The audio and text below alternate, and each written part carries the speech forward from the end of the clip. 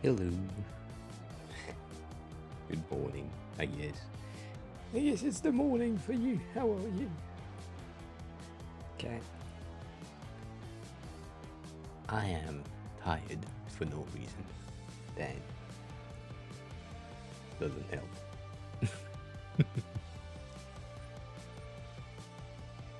I mean, it's morning, but you're probably in meetings and all other creation things today. I feel dead as well. I mean, not dead, but kind of dead. It's not the greatest.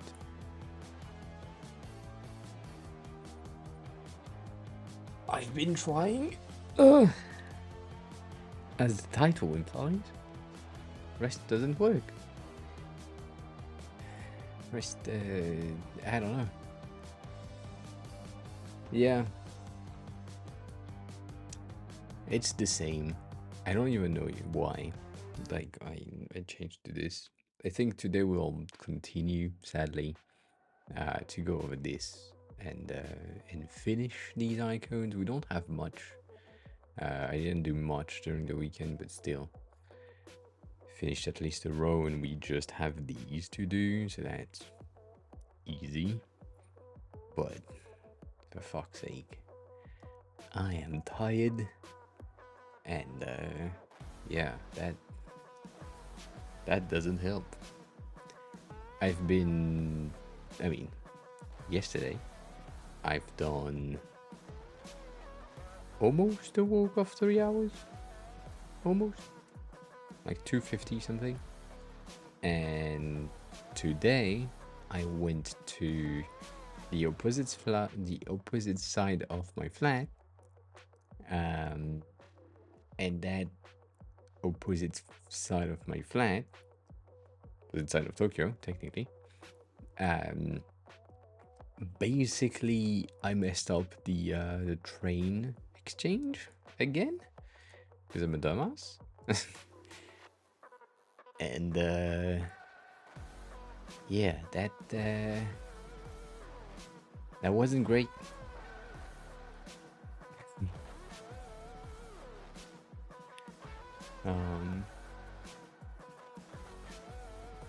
What do you call back plan? Sorry.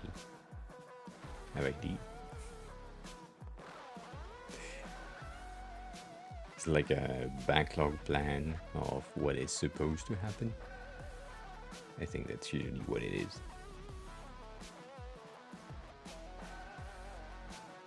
One thing that I've seen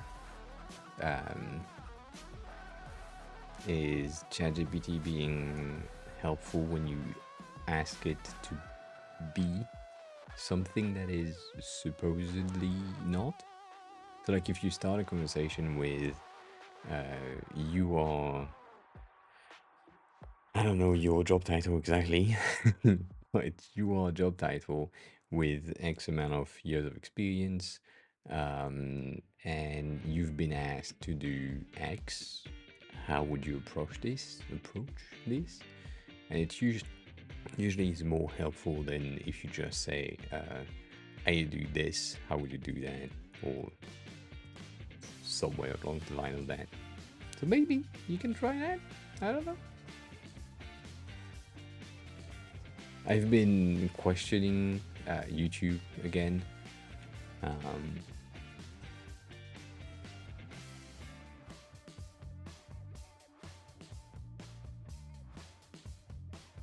Yeah, so you're basically creating a roadmap without creating a roadmap.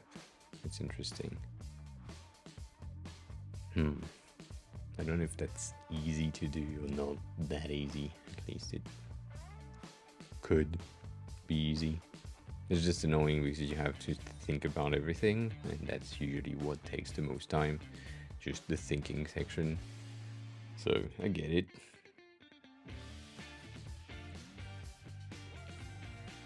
I get it.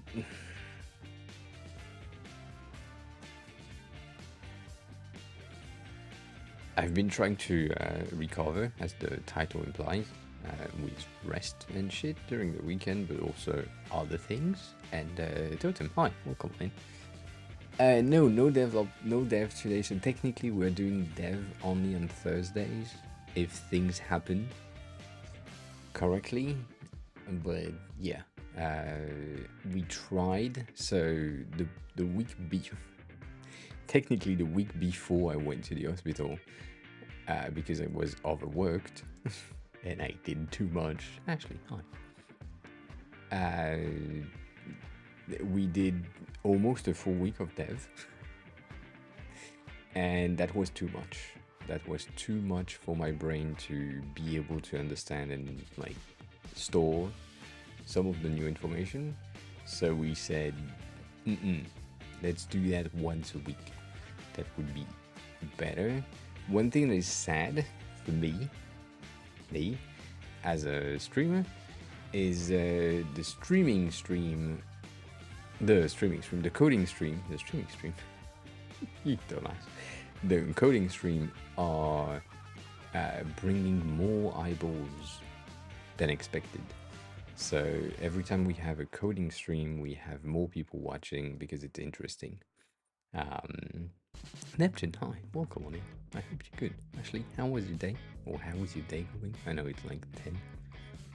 I don't, we never know. Maybe you started your day early. So, yeah.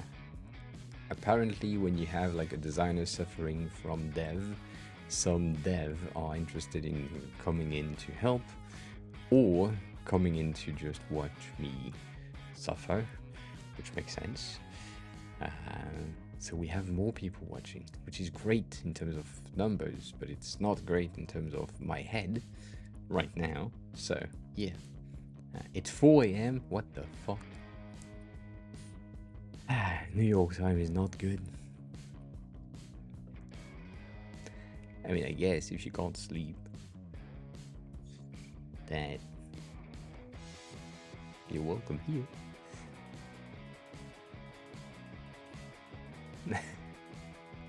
But yeah, everything is going fine. I've known better. Yeah.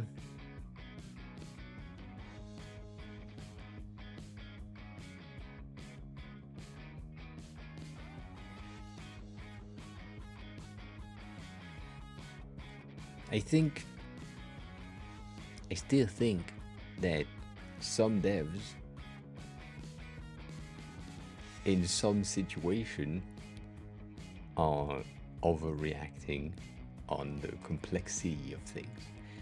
Shall we keep the needle?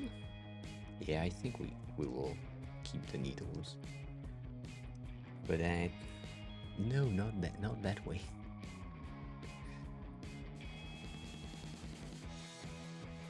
But yeah, I think visually speaking, some devs are lazy-ish still. Like there are things that seemingly seems easy to do and simple to implement that are not and should be. But I mean, sometimes I kind of get it when you are lacking CSS. No, I don't get it.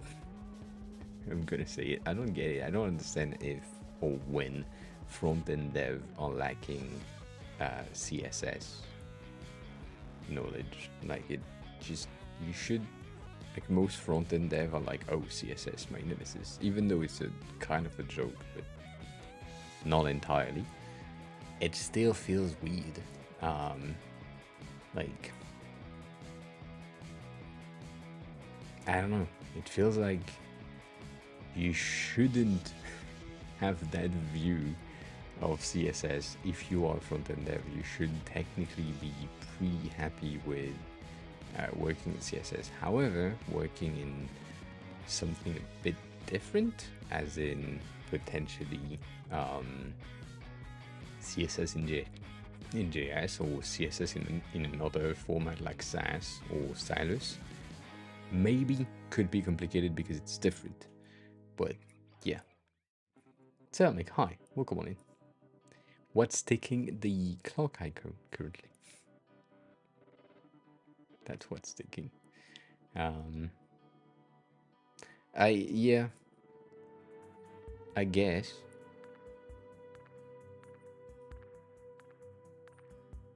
I have only Italian followers, which I don't mind.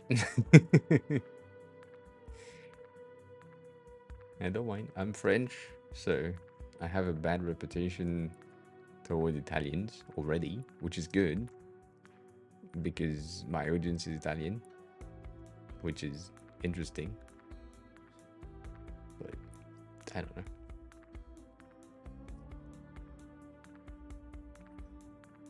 I don't think I will. And going back to your message to them, I don't think I will spend an afternoon centering a div. I know it's one of the jokes that we have for devs, as if centering shit is complicated, but I don't think it is. Like, align center is a thing, and justify center is a thing.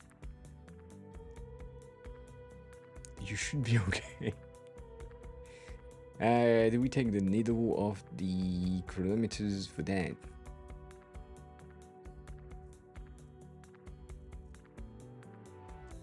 No, that's the thing that I can't do yet. That's the thing. Um, yeah, no one likes the French, which is good. That's why I'm here.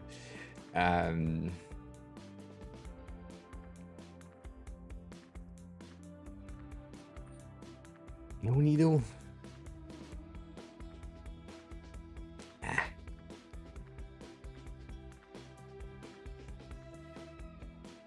The thing is, if I transpose that to the next section, I just need the outside, which I will do as an example because I feel like I need to see how it looks.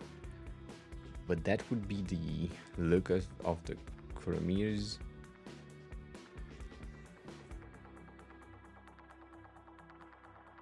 I don't think it's a good idea.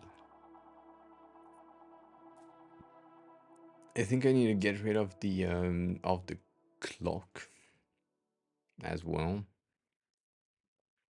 so that we keep some sort of a similar vibe across everything, which I don't like, but fine.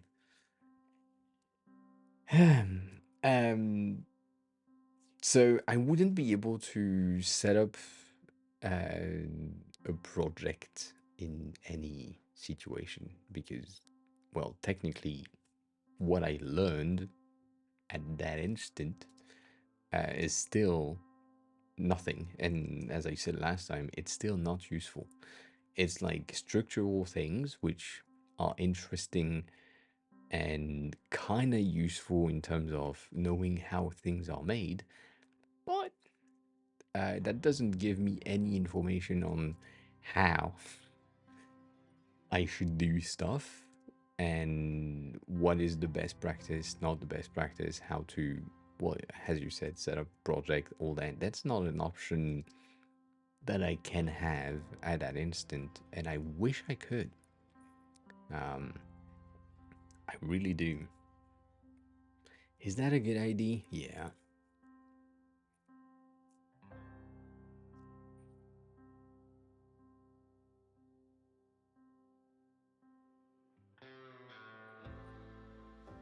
I don't, and tell me, I don't agree with that either.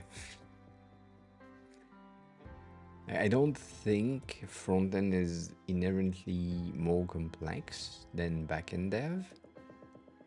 I do think they have like both difficulties that obviously are different. But when I think about it,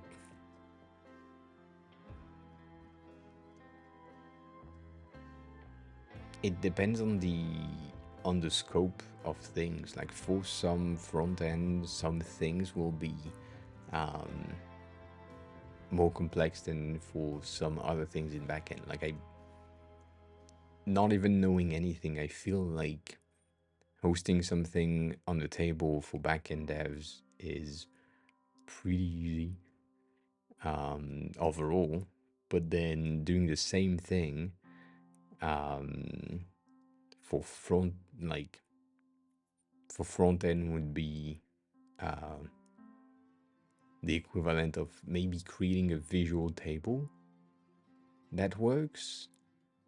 If you take like one is creating a table, the other one is creating a table, the front end would be more complicated. But if you take the complexity of it for front end, that would maybe be equivalent of creating a div, if that makes sense. I don't know.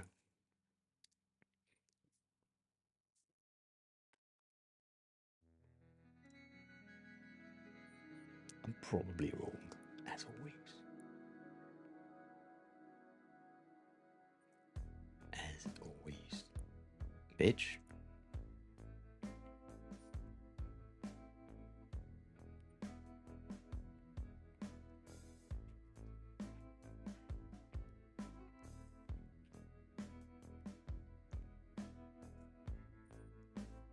Hmm.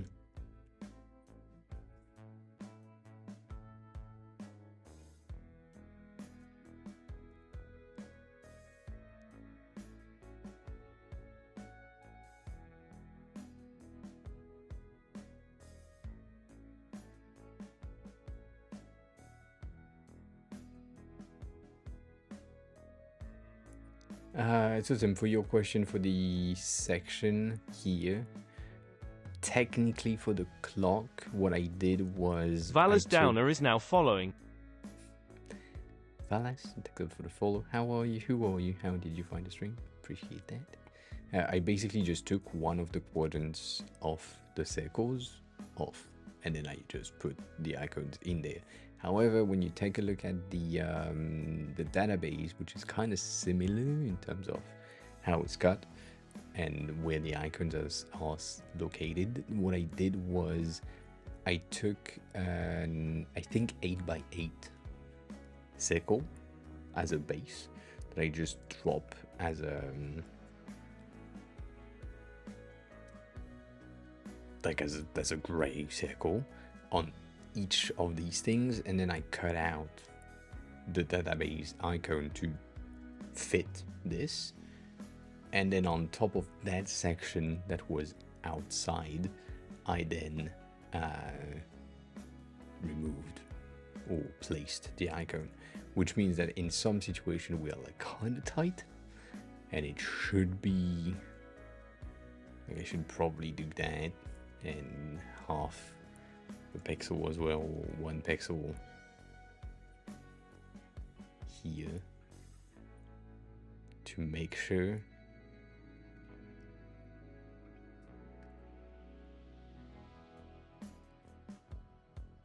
Right, to be a bit more, well, space, and same thing here should go in, but it doesn't make a lot of sense. So technically speaking, I used to do that in some situation when it makes sense, but for the clocks that we are working on right now, not really. I just basically just took the thing and said, that's good enough, and it worked. So yeah.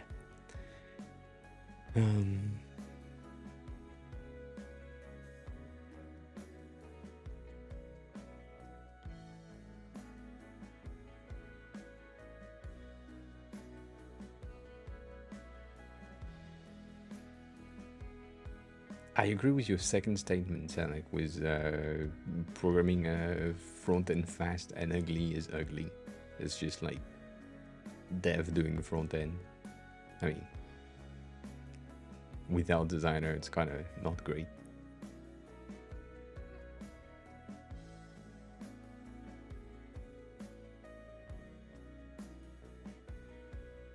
Yeah.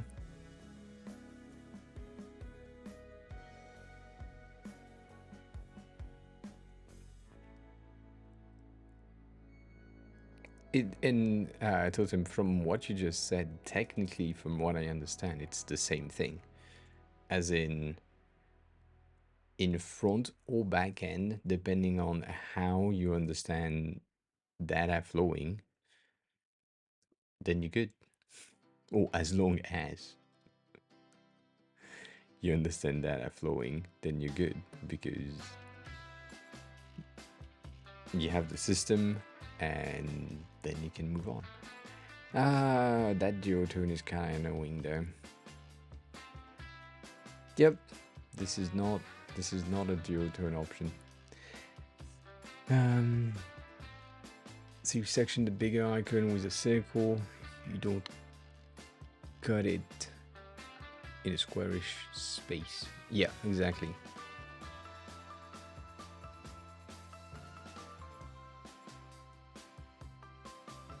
And yeah, we can have like different cutout. We can see that here, as in the search icon is technically smaller than the pin icon, meaning that my box side is going further down on the search compared to the pin, but it's kind of the same thing.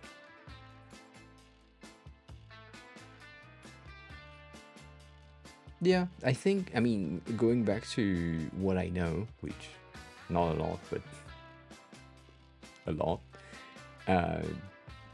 If you think about UI UX in terms of names, and you think about front end and back end, it's kind of the same thing, as in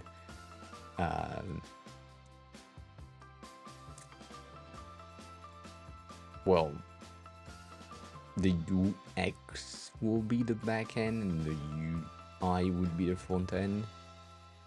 Not entirely true, but still.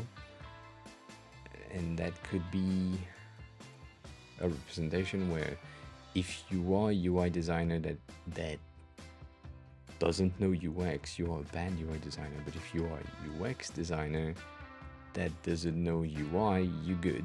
So if you just know backhand, you're good. Shit, what a dumbass. Forgot which points I should get rid of.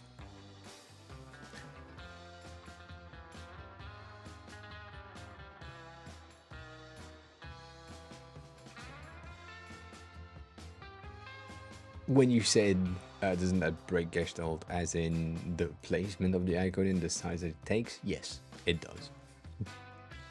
Do I care? No. I just want the thing to look and be understood from every angles. So in some situations, there are some icons that necessitate that needs a bigger section, like for themselves, to be understood compared to other ones. So yeah, I did. I think the one where I exactly passed 8x8 except here, but was the at where they all are located in the same situation, in the same spot, and they have the same space. But when you look at them technically, it's kind of bad. Like,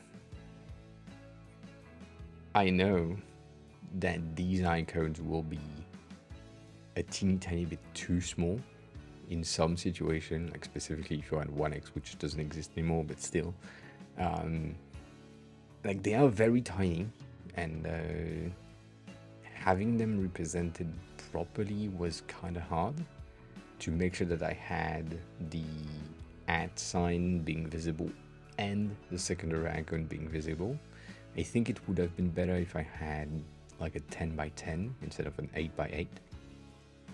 I know, big changes, but I think this one is a 10x10 and this one is an 8x8, so it's like such a small difference. But then if I took a 10x10, I would have had to like cut out that section. Not an option either, so it's complicated. Icons are complicated, I will say that. But the thing that I'm doing for the duotone specifically is really highlighting the important section, knowing 100% that this is tiny. Like, like specifically, these are tiny sub icons that, well, right now it's like 24 by 24, but the ideal size will probably 40 by 40 to have that icon as visible.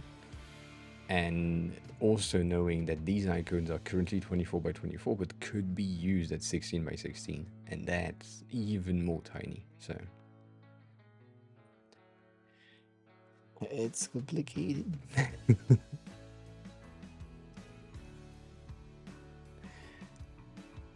It's complicated, but we find a way, always.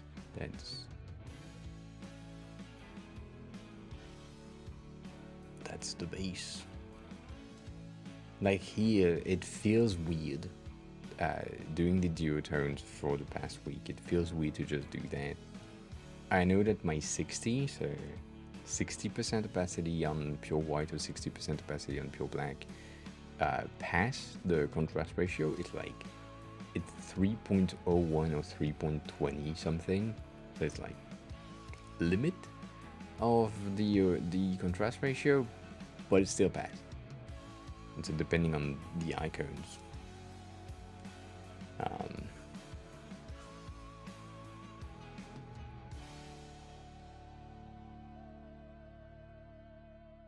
What do you mean a lot to work? No. I appreciate it if the information is important or is interesting to you, then that's good.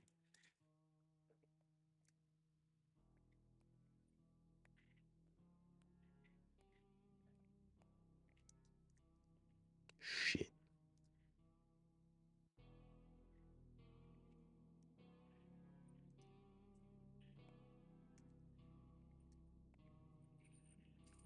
And see, and that is where I have issues.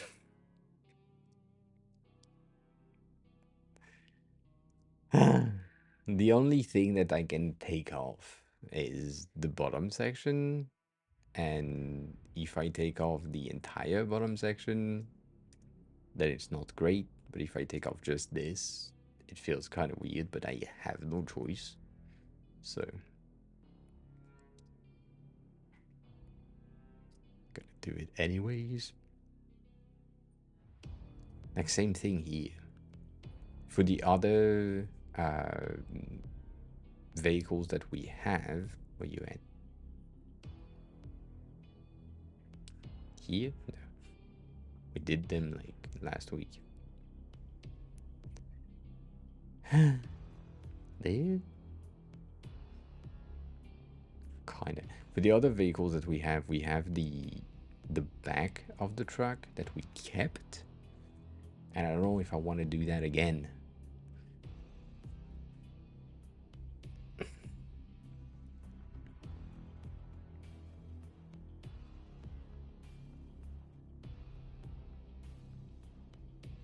Yeah, so you have multiple things.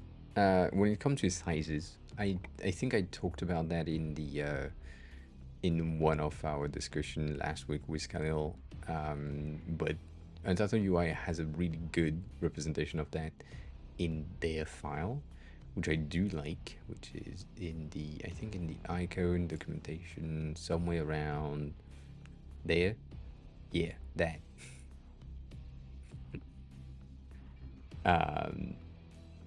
That section is pretty good, where basically it implies that a designer have defined the size for the icons, and you should stay inside of that.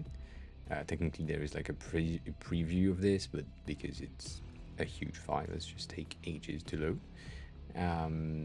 And what they say is if you scale them up to 48 pixel, because the stroke weight doesn't follow, which is kind of weird, but still, you end up with something that is chunky and it doesn't work, which I kind of understand and agree with. I think 40 is like a maximum that I'm going to. But I had a different, like some, yeah, I had a different behavior. Shit, that's the component. It's not the right one. Uh, 1 second. Where are you at? I guess it's in old. Yes.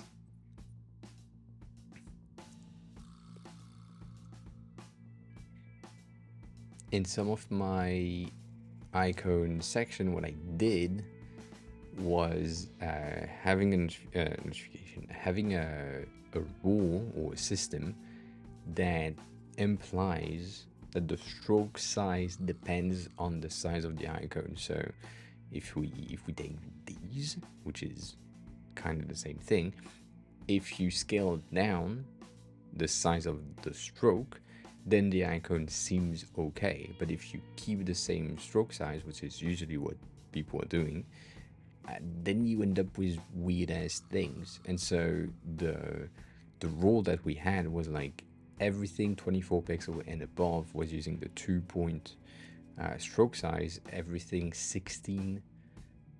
24 to 16 was the 1.5, and everything underneath 16 was 1 point. In that way, you end up with pretty much okay icons every time, and you don't have to resize them properly. So we had that specifically on the buttons. So now we have that fucking thing that loaded. But yeah, it's just a representation of how things could be less chunky. And so that's why in some situation, I know we talked about that with Genie last time for the coffee machine, for example. I think it would be better if it was like a 100 by 100 illustration size illustration rather than an icon, because you have too much detail to showcase in a small size of 24 by 24. So yeah, but they have like a ton of explanation things.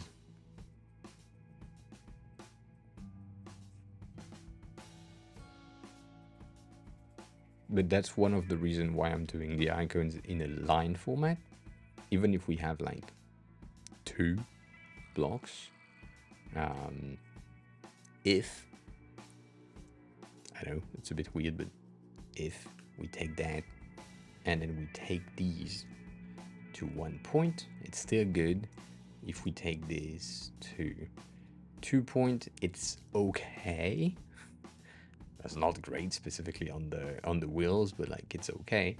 So if we take 2 points, but we scale it up to like 48, then you have something that technically works, or still works. That makes sense. We can have some sleep, please. And yes, you're too old to go to sleep at 5 a.m. So listen, creating a design for screen. Also, Guillermo, hi. That is 191080. If I need to scale it to see if it works, do I keep the same ratio? Not really. Kinda. It's complicated. If you talk about screen size, it's complicated. So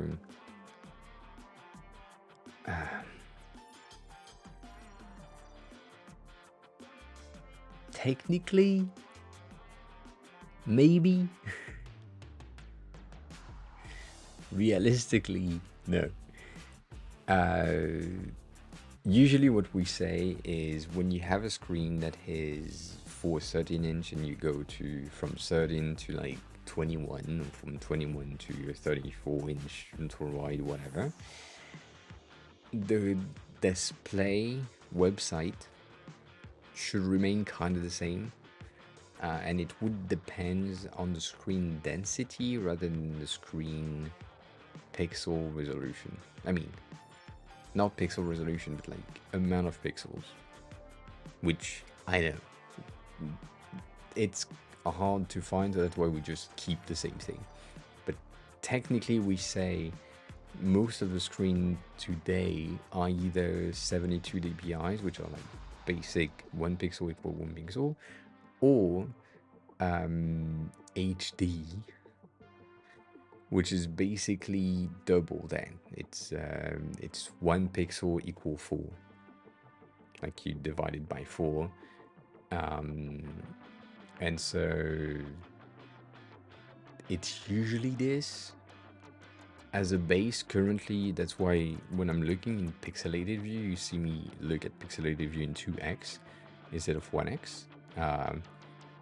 And as I said, 1x doesn't really exist anymore. Like I don't know any like laptop. I mean, I do, but I don't know a lot of laptop and a lot of phones that don't have a display that is still referencing 72 dpi. So it's either double that or more. Like this one is like 441 dpi, I think. So that's like a 4x or a 3x compared to regular singular things. But yeah, it's complicated. And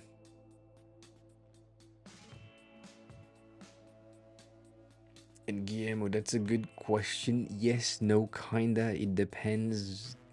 Give me the type of tools that you're working on, because that highly depends. If you're just looking to do animation, as in creating animation out of nowhere, thin air, whatever, Rive and Fable are great. So you have the Rive app, which we talked about in the past. It's great. It has this amazing button, which is the best button ever created.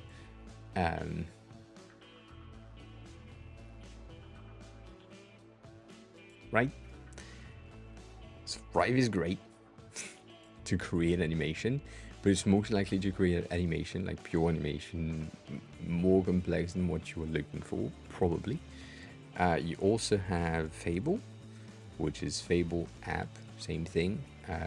Create animation and can also help you to do some recording. So I would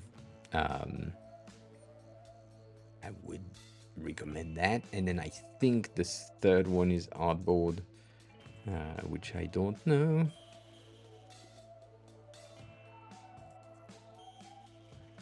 That thing. But that's also for like motion graphics and all that. So it's kind of different than what you're looking for, I think. So if you can give me a bit more context and information, maybe I can help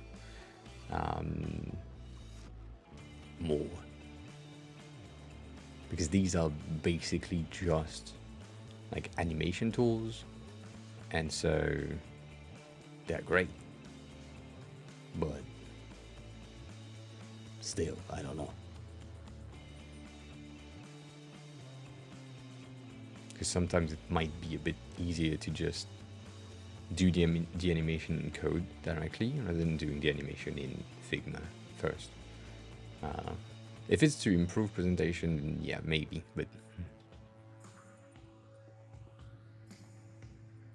I mean, if you're trying to improve presentation, Pitch is great. I should have like an affiliate link or something, even though it's free-ish. You should try Pitch at some point. Pitch.com, like, easiest URL that you can have, and it's PowerPoint but simpler, but better, without really thinking. Like it's simplified in a good way, and yeah. And the second one is Tome. Just because it's AI based and you don't need to do anything. Because I'm a lazy ass and I cannot write for shit. This is just great. Like, this is, this is just what it does. It's so much better than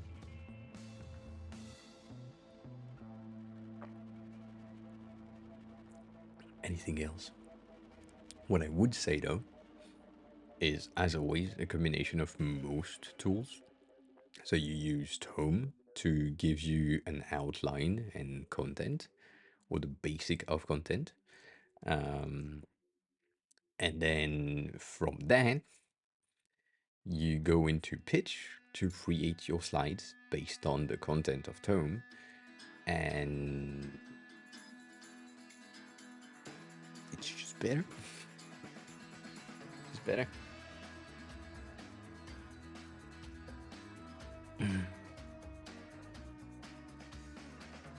I don't know.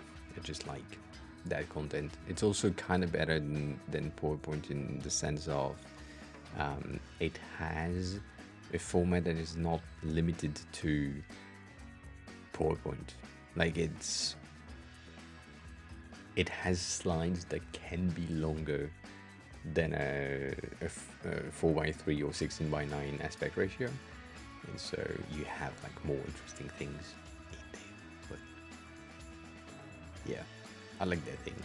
It's great for content, and Pitch is great for not using PowerPoint. 1 second. So yeah, so it's more DPI than something else. I think, for me, for now.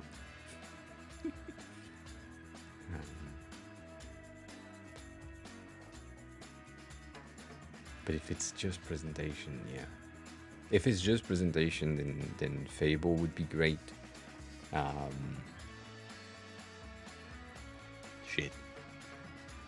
And then you have Artboard.studio. And the last one that I sent was, I think it's Rive.app. I think that's the link. I'm never sure. Yes, that is. These three are great for just creating animation instead of using like After Effects, because After Effects is way too powerful for what you want to create most of the time, and it's also way too complex to understand if you don't have any motion design background, which obviously is my case. I have motion design background, so when I'm coming into After Effects, it's easier for me, but still, it's not the greatest.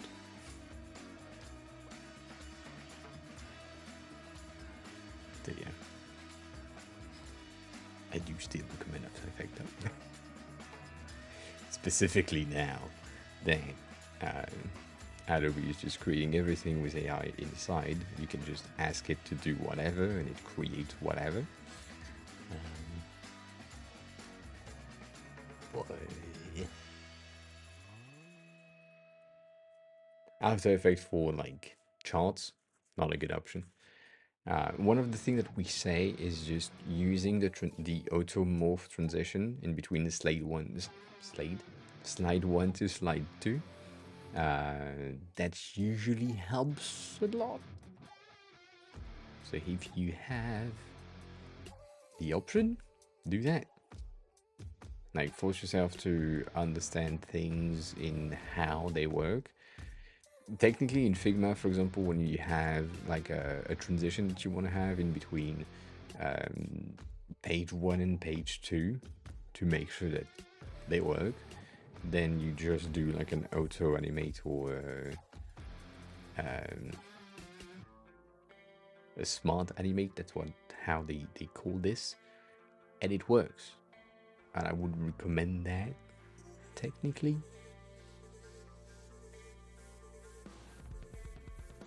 Because it's the same as morph in PowerPoint, and I think it's morph as well in Pitch. I don't know at that instant though. I should know, but I don't.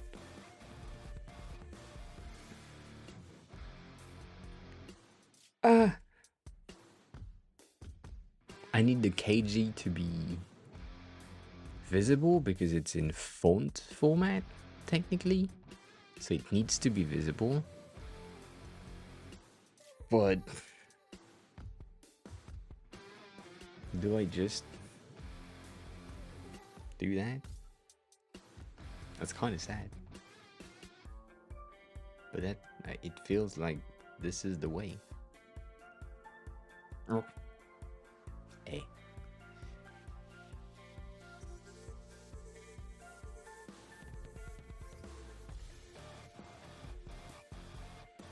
I don't know.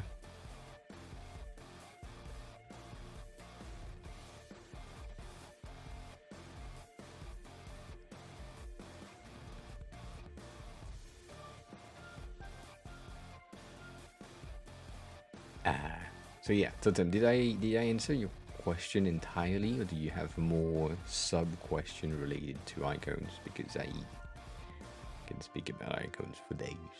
You can probably tell from someone that is creating icons on stream on the daily. I can speak about icons for days. And Fable was pretty nice. I think it's not. I think the animated icons that you have on my channel, which obviously if you want to sub, you can sub. But the animated icons that we have here have been made in Fable. Like mainly the single things have been created in Figma, and then all the layers have been just imported into Fable, either as SVGs and then animated directly there, or just flat and hope for the best, and best worked, so was pretty good.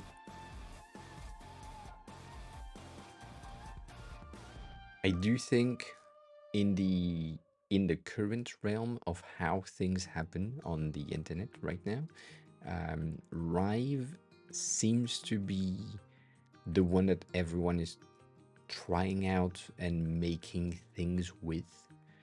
As in, it's a bit more complex and it has way more possibilities than Fable. But saying what I just said, it's way more complex and it has way more possibilities than what you would probably want. So yeah, both are great, but it's just like it depends on you more than anything and how you're comfortable with trying out new things. When I tried Rive for the first time, I had no result because it was too complex for me, even though I have some like ocean background. It still made no sense to me of how they thought about things. So depends on you, like really depends on you.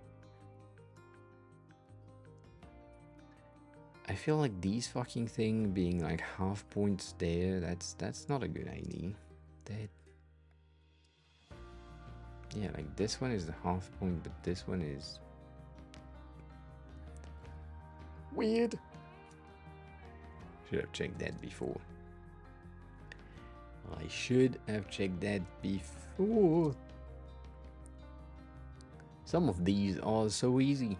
Like, you don't need to think about it. It's just like, yeah, well, of course. It's the one in the background that you make less visible because, well, it's in the background.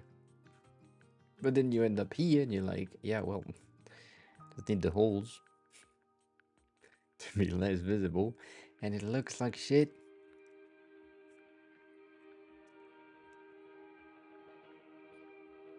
What's important here? The dollar sign? Yes. But if I take off the rest, then it looks like a bad icon. So I need to do that.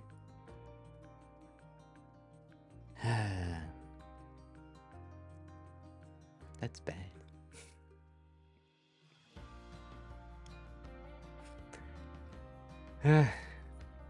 Anyways,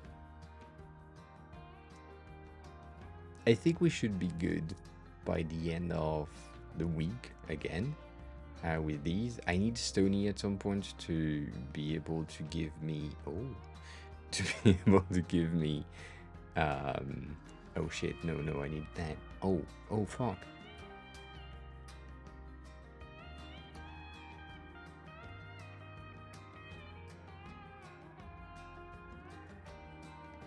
I don't have a choice. Dang. I hope I had a choice. I don't.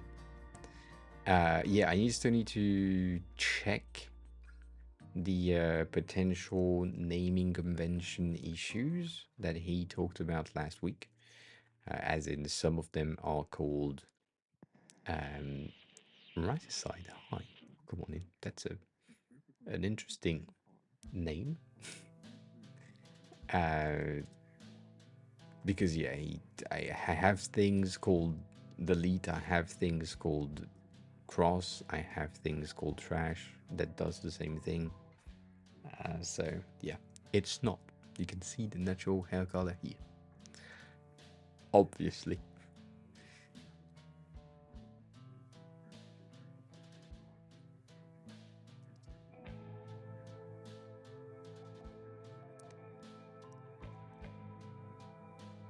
Am I wrong? Yes.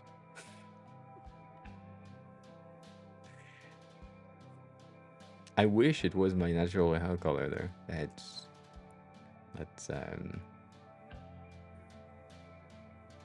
I had my sister had a I mean she is still has an ex then that has this hair color even lighter as a natural hair color. I kinda envy him, but also he have skin problem for the same reason. Like melanin deficiencies is not great. So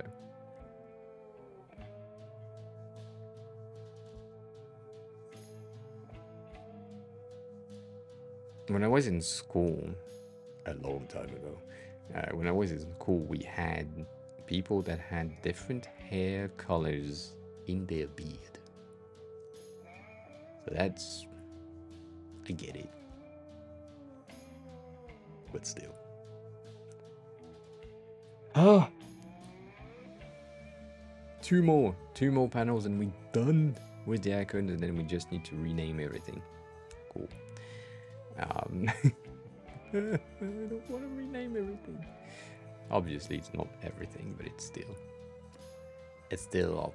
But right aside, how did you find the stream? Kind of wanna know because that was your first message, as far as I know.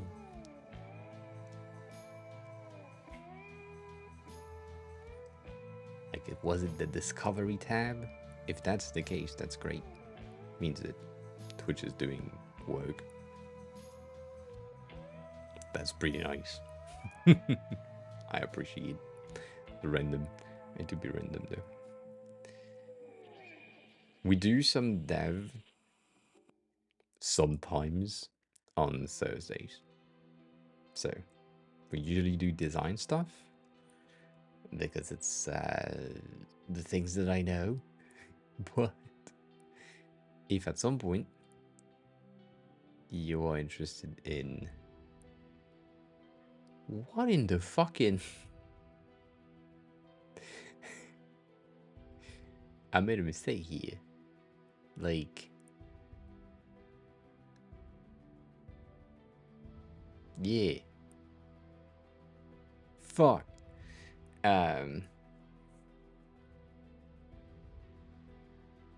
All icons are unstable. That's the thing. What the? Yeah, no, that's fuck. Anyways, the center needs to go because we need a focus. The focus is the important section, so we're gonna do that. But yeah, I'm trying to, as a designer, I'm trying to learn JS, and that takes too long. It takes way too long to make sure that I have everything understood and that makes sense. Currently, I'm, I think, in the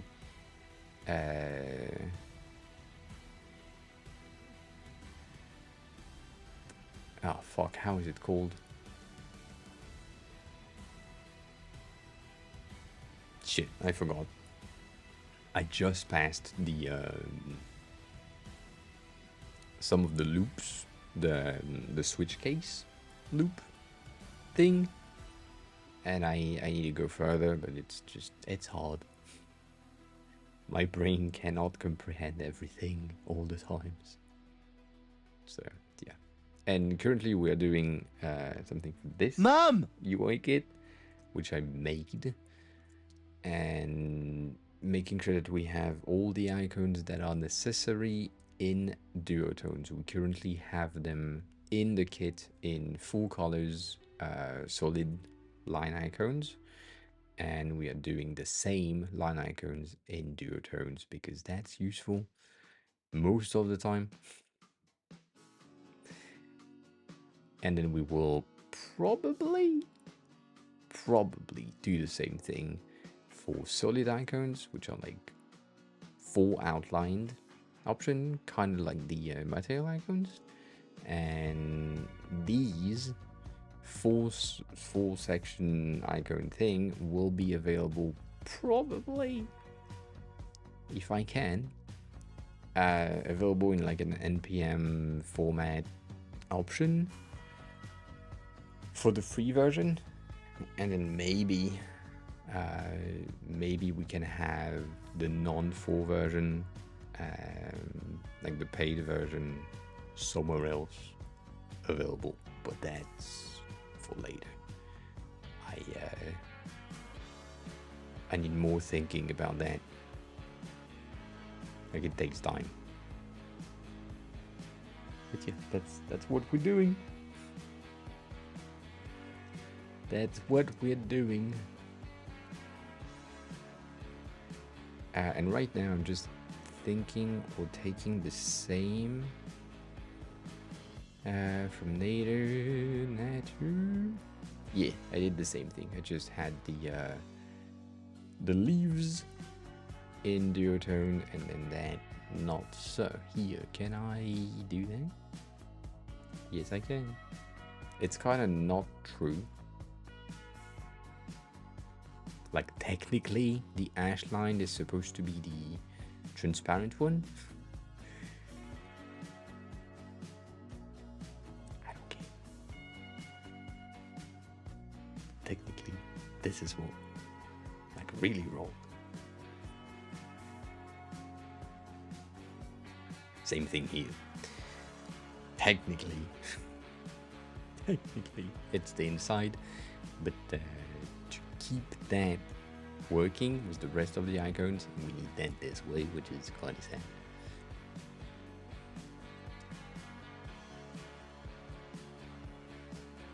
sad. Same. Yeah, I didn't know, but I kind of knew.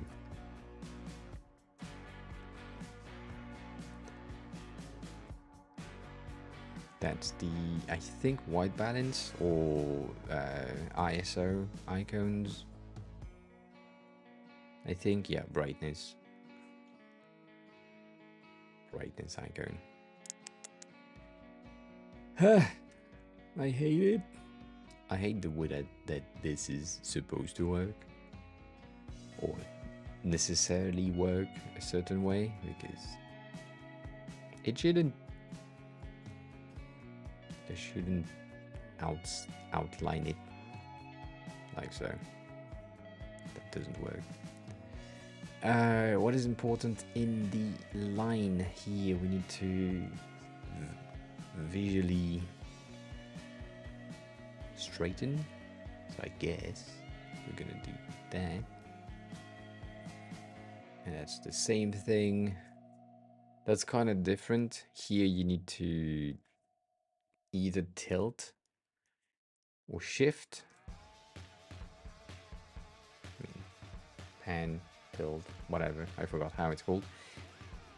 And I kind of want to get rid of that, but if I get rid of the outer for the other ones, I kind of need keep consistency.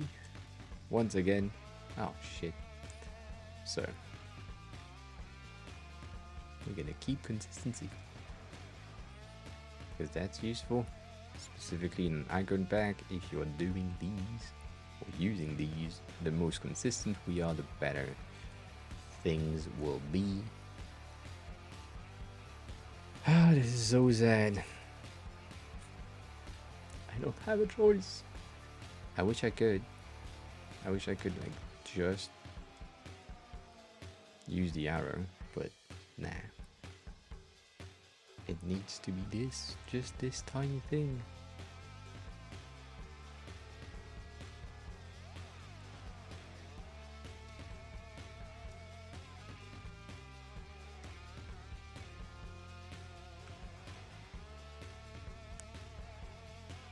What do we want here? Do we want that?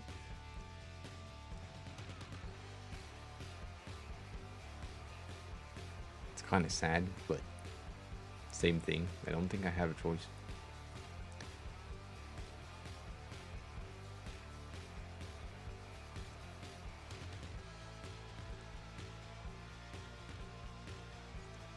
I think that's better.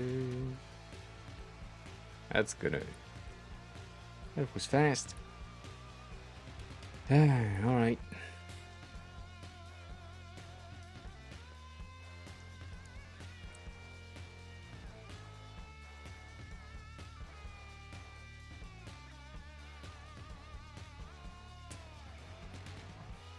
I know this is not right. But I know this is not wrong either. But it kind of hit. Getting rid of the center is like not great. Not great, but same thing, no choice.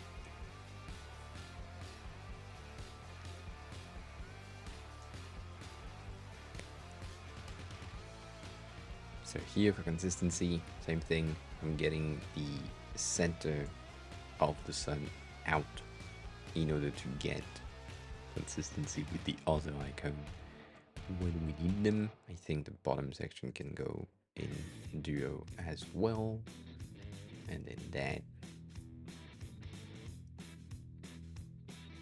gonna be halved. Shit.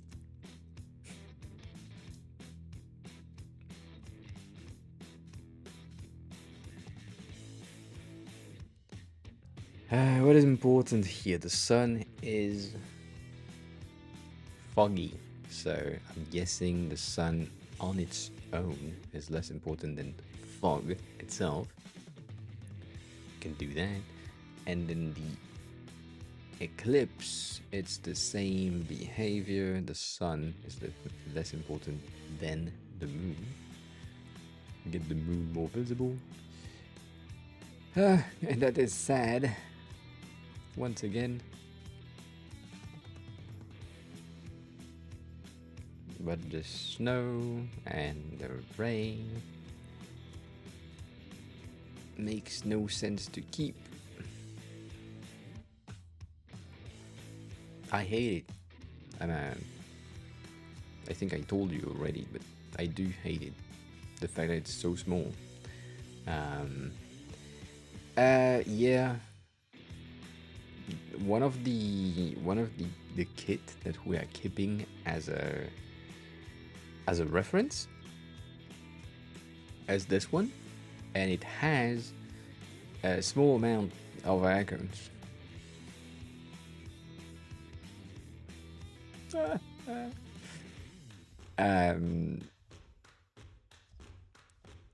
And currently we are sitting at like 1,000 something.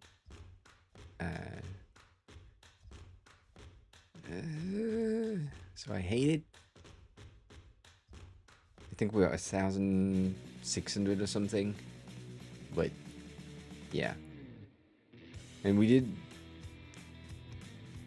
a 10th in 2 months. So 20 months. if we did the exact same icons, we should be good. So 20 months is like kind of fast. But still, I don't think I want to do that. And I don't want to advertise. They are not that expensive. They are expensive at like $100 or $200, but still,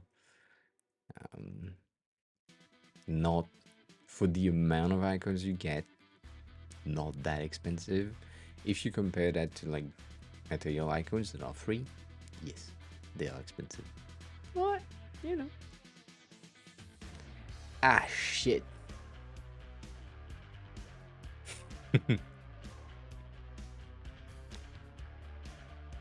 Ah. Should I get rid? No. Ah. No. I was about to say maybe I can get rid of the, but no. Yeah, I'm just getting the fucking sun out, which I forgot to get out here. Not, no more than that. It's not a lot, but that would be enough to duotone this. One of the things that I do hate for the other icon pack that exist, specifically that one, they say they have 25,000 icons, and technically they just have 7,000, kinda, and then they just have like the same amount on duotone, the same amount of two-tone, the same amount of solid, which is like 3,000, and they counted them as multiple icons, even though for me they are exactly the same. Like the difference between the stroke bracket and the duotone bracket and the two-tone bracket and the solid bracket are the exact same fucking icons, and you shouldn't count them as duplicate, but they do. So I don't want to mislead people into thinking that, oh shit, that UI has like 3,000 icons. No, it has like 1,500 in two different styles. I feel like that's better. I don't know.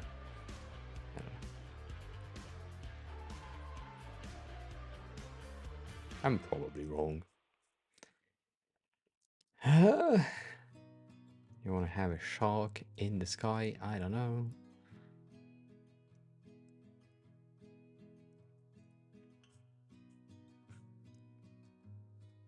I really should have done that in a better way. The moon is kind of weird.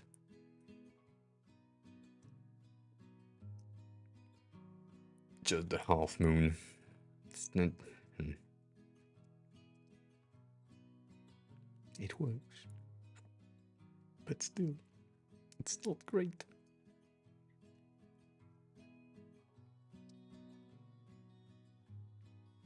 And if you're asking yourself, why the fuck are you deleting the same things multiple times? It's mainly because I am trying to make sure that the SVG that you get is kind of clean, and so you don't have too much stuff behind.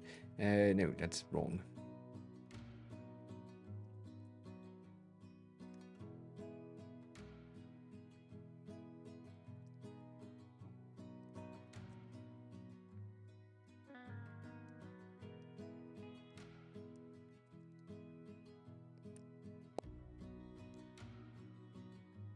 Oops. Ah.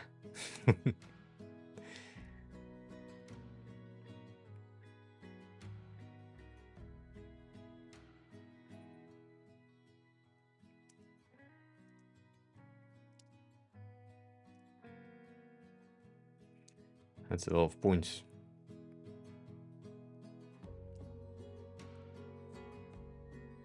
This one will be harder to get.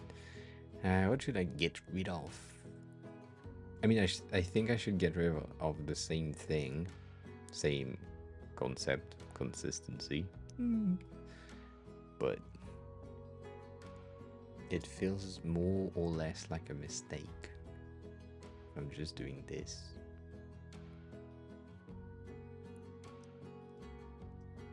I don't know. I don't know.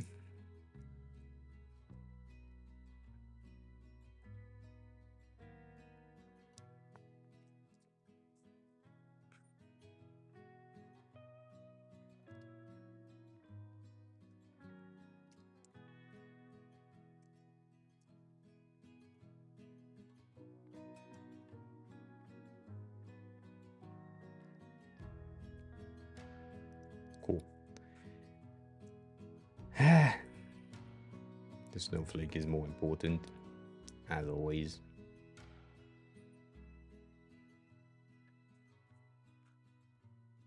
Shit. I guess the temperature is more important. So.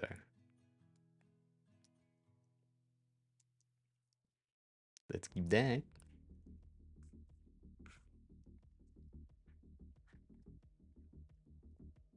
Oops.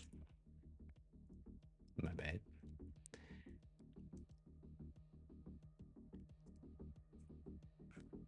And hot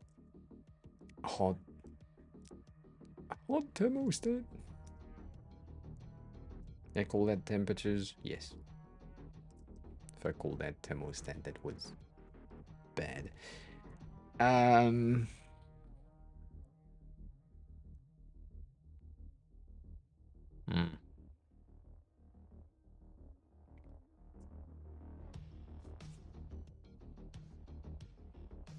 I have questions. I think that will work. I'm unsure. Not entirely sure that this will work as a duotone option, but you know. I think that would be easy. Just play with that. I think the strings could have been kept in the thing. I don't know how it's called. The floaties. The thing that floats with the wind. It's kind of a kite.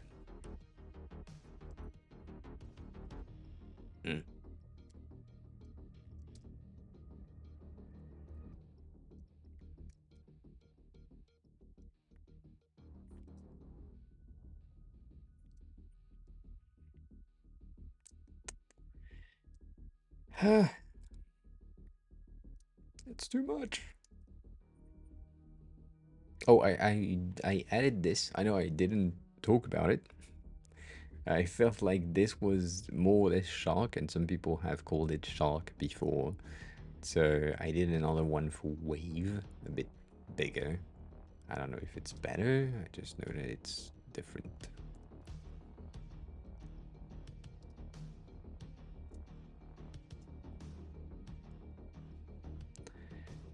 So if we take the same behavior on this one,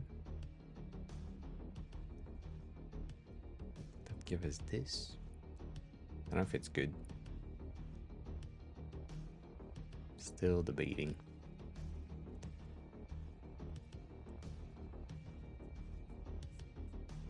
We've done. Dang. That took, what, 3 days instead of 60 for these. So one of the things that I have seen was this icon specifically had an issue in the it could be useful to have a shark warning. I agree with you. I agree with you. So that specific thing here, the icon there has an issue of that being outside of the vector. So we need to bring it back on. That's good. And now we need to think about naming convention. Even though I have some sort of a naming convention already, I can see there that my name has 2 dashes, and that's no good. I hope that's the... oh shit, that's not the only one. Alright, so let's simulate this. Did I do simulator? Yes.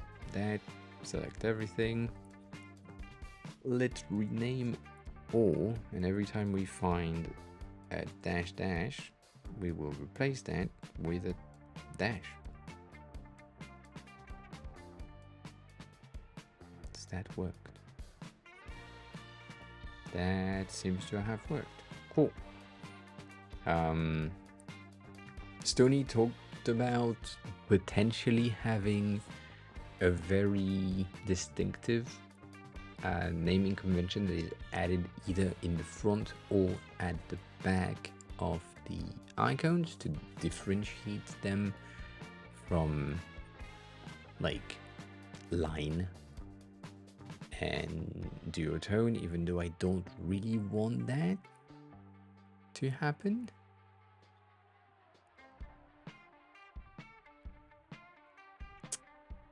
Because if you do so, shit, do I hear? Does that? Oh fuck me, that's the same.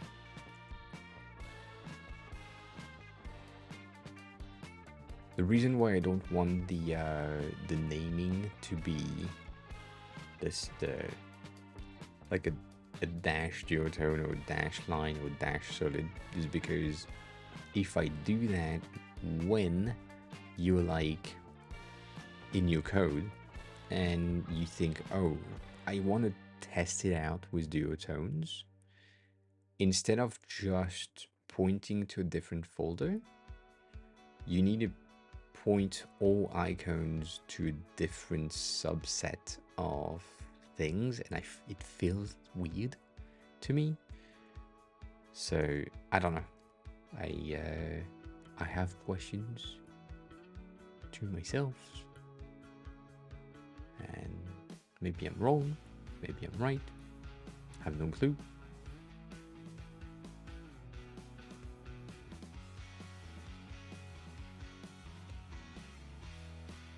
Shit, the fact that this is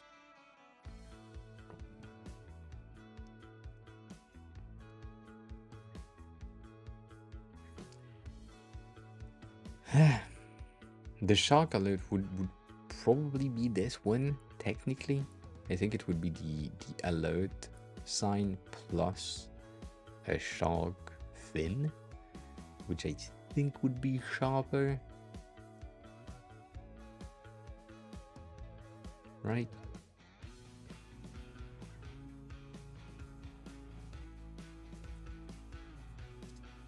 I shouldn't do that. I'm doing a very, very, very wrong thing at the moment, but that's fine. I find a way around it.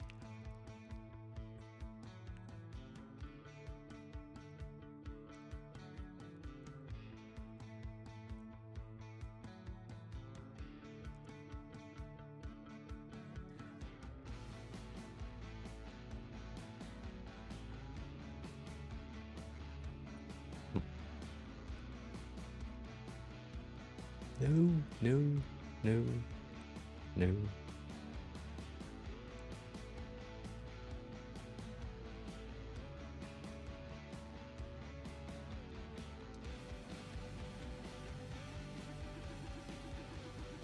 Alright, this thing, I think, if it's a shark, like, warning type of thing, I feel like this is better. Kinda?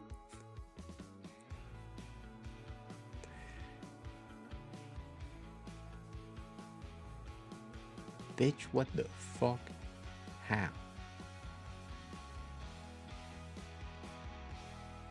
How? How?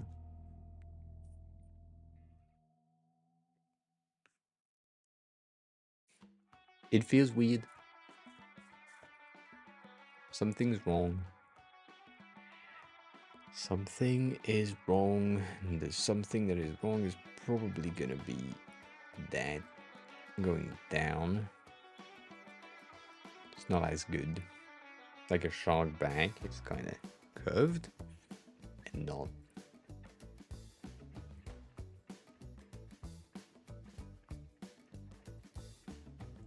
Yeah. Kinda.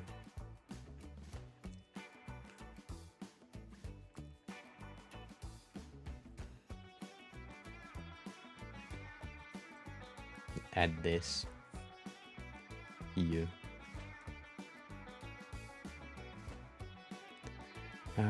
Selection would be slate 12, I guess, so that we have the exact same thing here.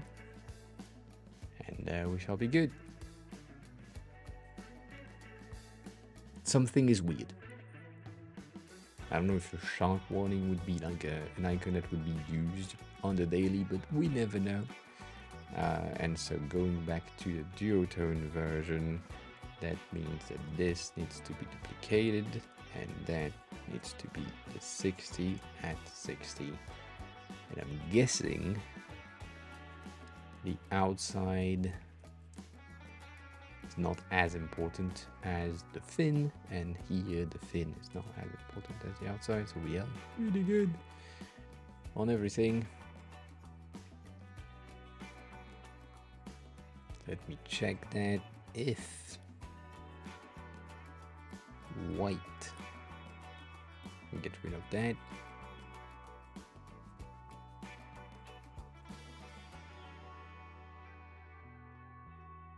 They circle solid 12.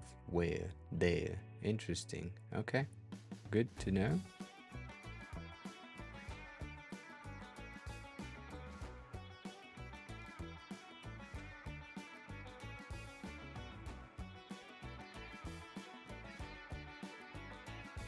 That's why. Interesting.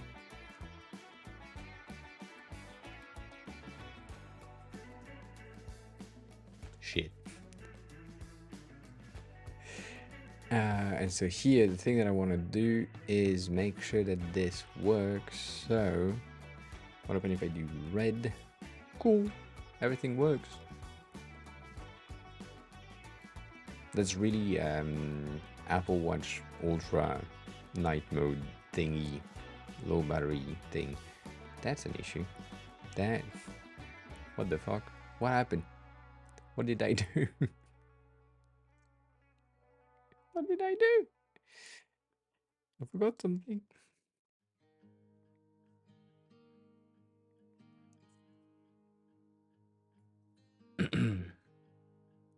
That's good. That seems pretty okay. I forget you can change that really quickly. Is neat. These are still weird. I'm unsure, but we'll see. It works for now. It works for now. So, based on here, because that's the important section, technically,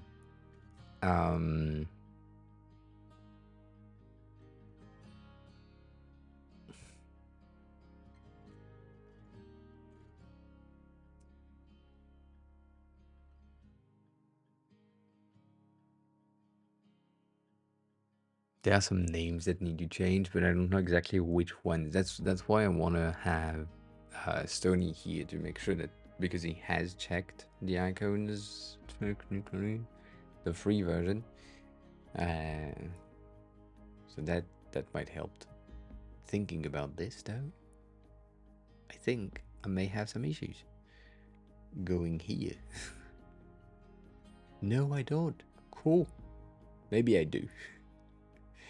Maybe I do. As in that. Yes. I have some dual line thingy. Let's just do size. Like 24 by 24. Just check everything. And then from that, let's rename everything that is called dash dash will be called dash. And let's rename that.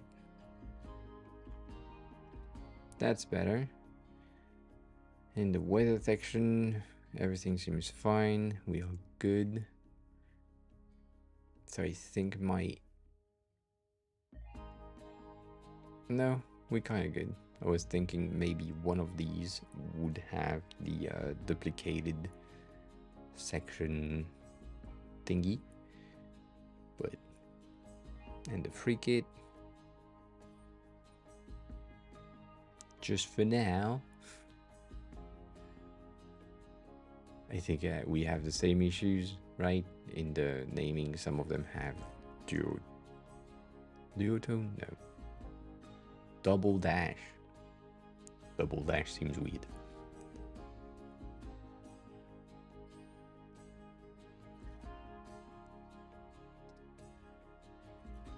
No more double dash. Cool. That helps. So I need to do that as well in a fully imaged version so that we can use that as a selling point.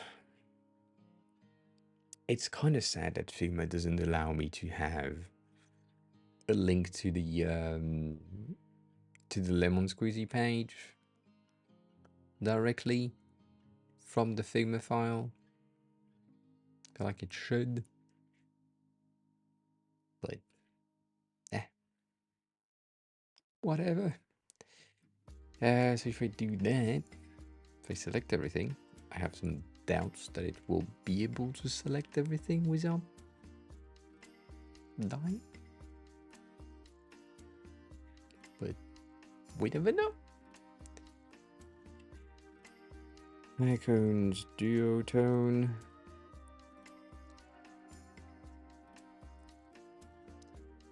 Let's make that.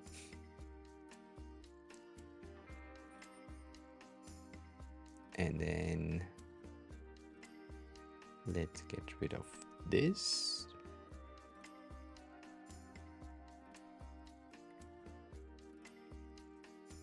And let's do simulate size.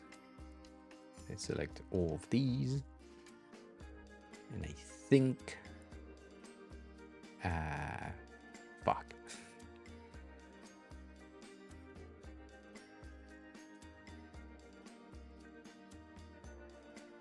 Did this rasterize me? Maybe.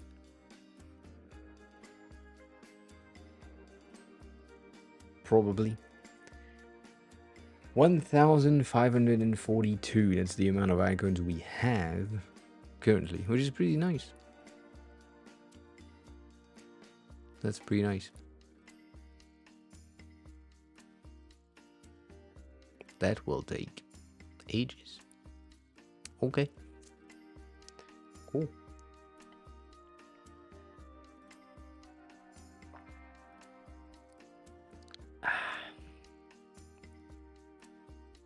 We have some duo icons that I don't like, specifically these ones. The star icon and the like icon, the heart icon are kinda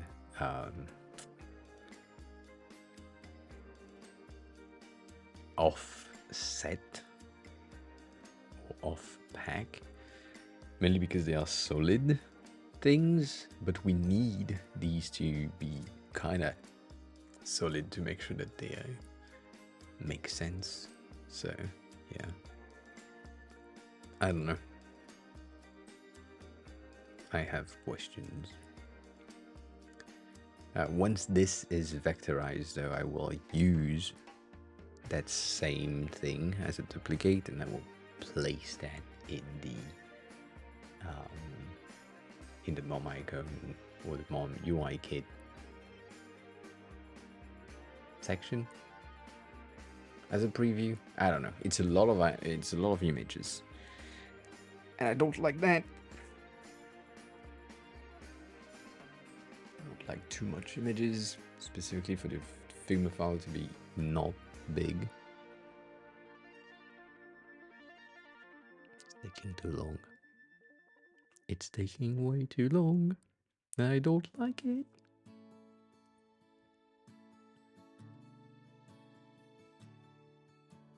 As always, the reason why we're staying here is because Figma has a weird behavior where if a plugin is running or if something in the system Figma is running and you move away, like I move from to this screen to another screen, it doesn't run. It needs to be in focus, and that makes no sense. I have no choice. I have no choice.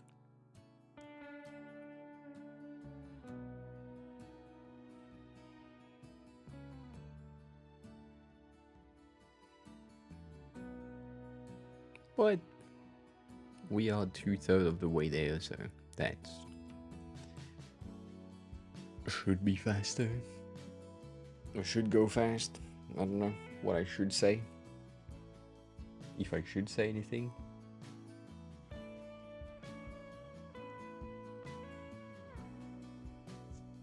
It'll take this time to charge the iPad at the same time so that we have everything.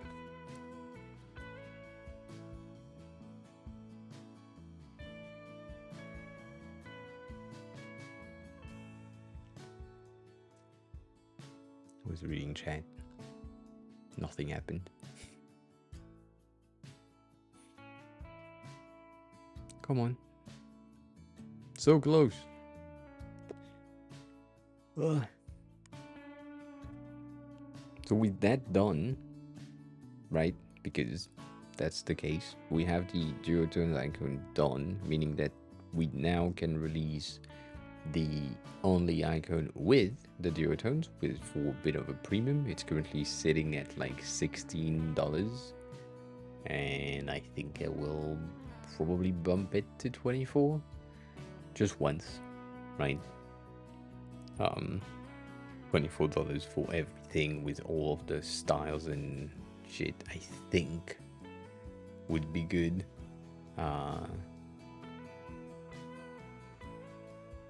Technically the solid version and the non-solid version for the same price. I don't want to bum thing too much, so we're gonna do that. We're gonna do. Oh shit! I made a mistake. Let's do size and layer type for this as well, and then that will be out, not componentized. Cool. So that's the duotone version that is in images, only images. So let's copy this, if I can, and then paste that there. Icons duotone with the same icon. Off the money, I guess. That makes sense, right?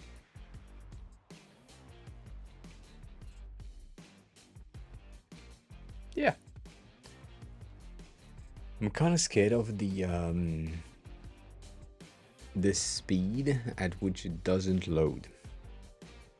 Right? You have the icons that are there as images, but because you have so many, Figma has a very, very hard time to load them. And maybe it would be easier to have that as a big image. So just load a big image once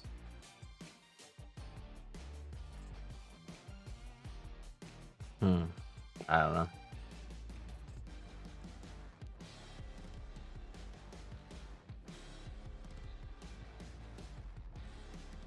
Maybe not.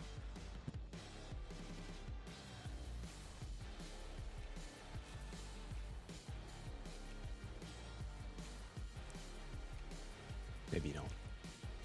That's fine.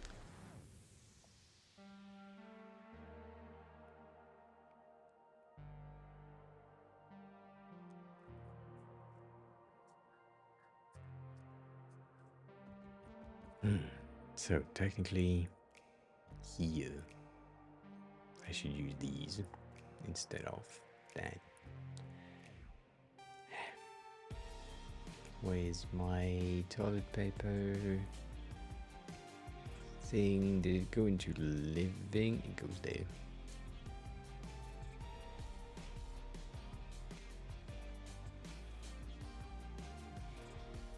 Shit.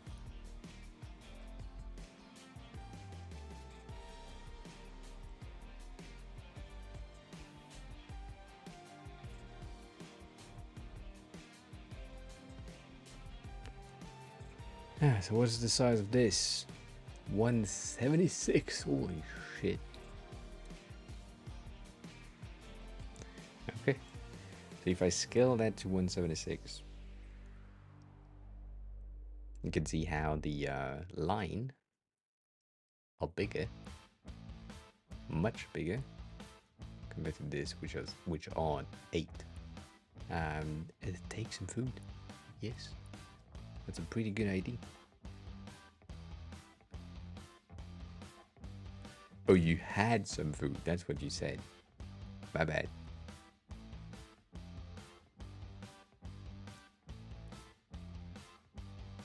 So now, I duplicate that, and I take my shouting. I can use my duotone as a base. And then I have haunted.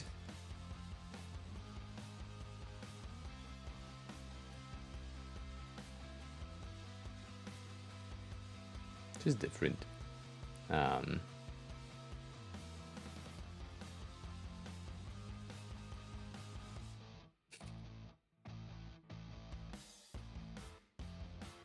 don't know what a Zippola is. From the name, it doesn't sound like anything that I know.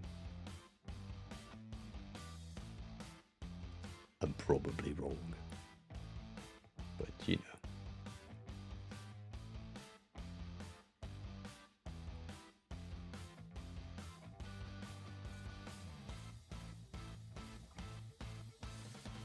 Stacks. I'm working currently on that. Mom! And I'm making the duotone version of said icons for this kit.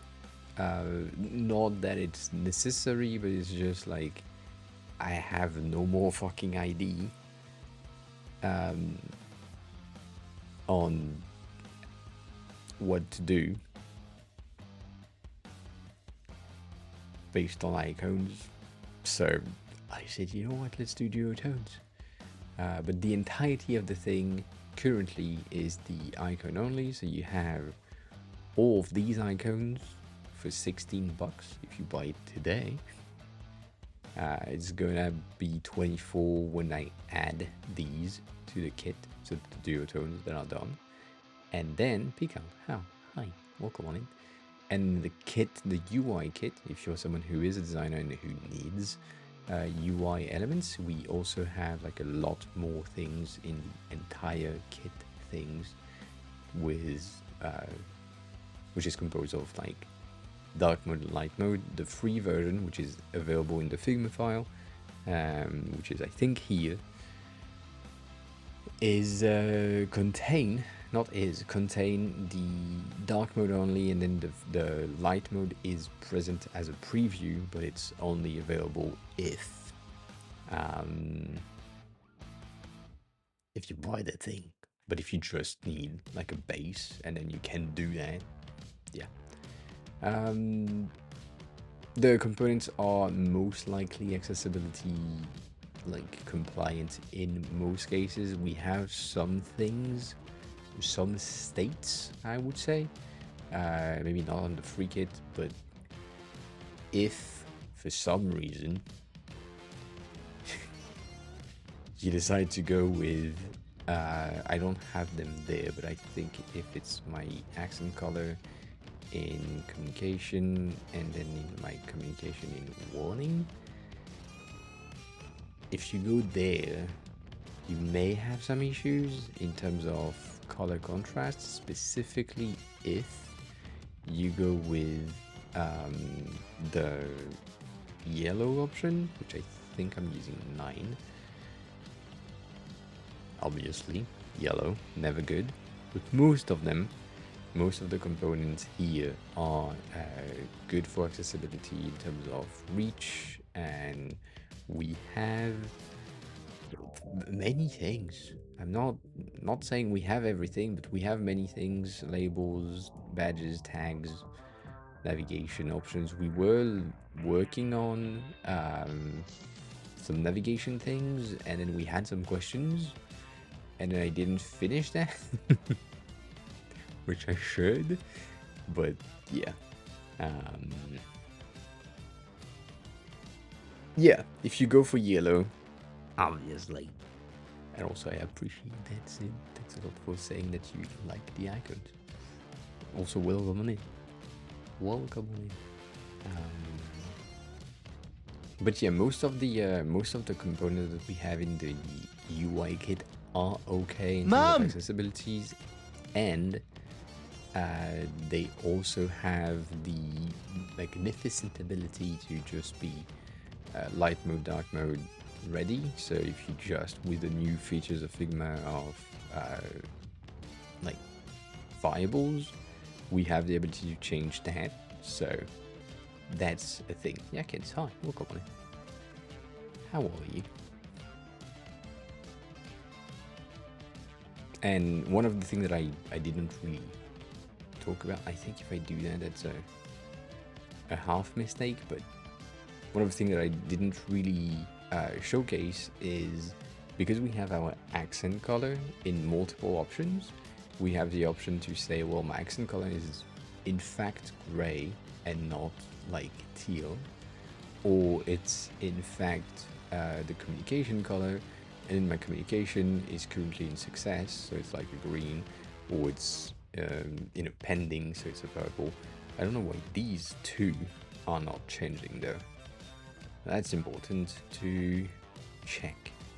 But yeah, that's an option. That's one of the things I like to do with the variable options. So we have like our primitive, and then our accent color have multiple variation. I think I want to do one that is just purple as a variation, but that helps. I do I do like the Vanquish brand. I have most of my t-shirt are from them because that helps. But also most of my things, t-shirt that I have from them, this one included, is from some of their first drops. So the metal tag that is on the side is currently falling off on this t-shirt. And I have one t-shirt that is in a very, very specific material that doesn't exist anymore. So yeah. Do you prefer Vanquish or Red Bull? Well, Red Bull is 5 to 15 minutes. Vanquish is, since they started, I had this t-shirt, so it's been like 5 years? That's a bit longer. I do prefer Vanquish.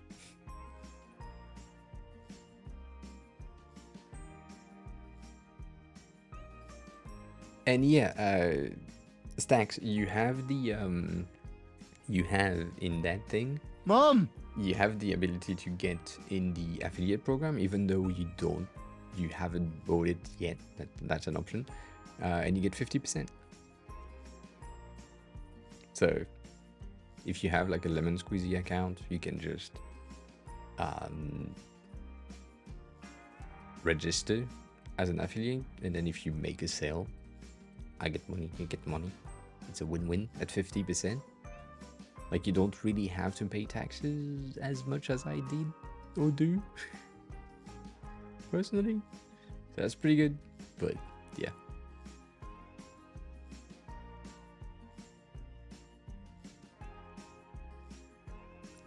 Red Bull is a non-profit? Really?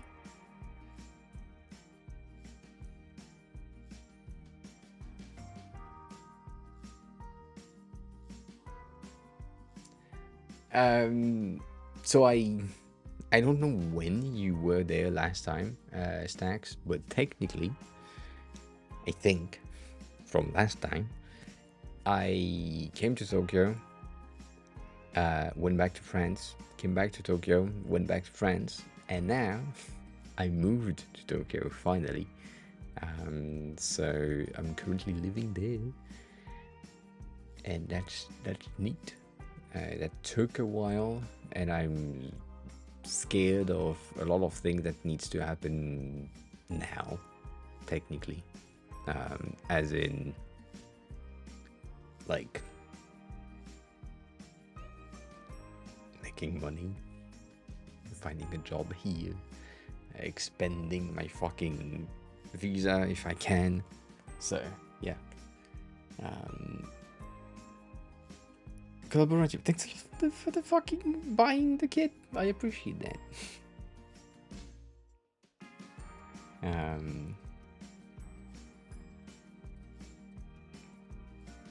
Thank you. Damn. You got it at a nice price of 69. We had a weird pricing system. You missed out a bit, but still. We started the price at $2 when we had nothing on it. I mean, nothing on it, not much. And then it went up double every week until we reached 100.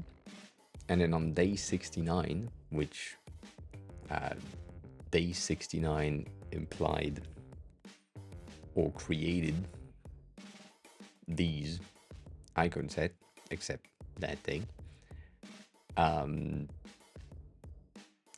we moved back the price to $69. But yeah, I appreciate the buy. Thank you so much. I wish I had like an announcement thing when I make a sale on the website. But yeah, we have icons for everything. If you need one of these, we have the icon for it.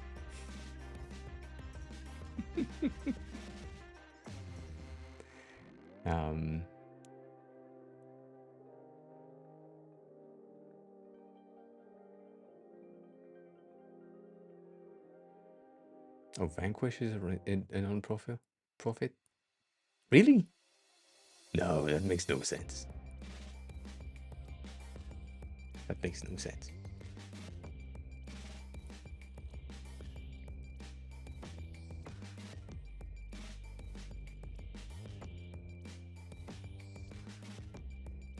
Yeah, I mean, the thing that is annoying for me, even though kind of fine, but still annoying, is the fact that I had to. I could have kept it, but for my mental state, I had to leave my job and quit what I was doing in France, and also from a financial perspective,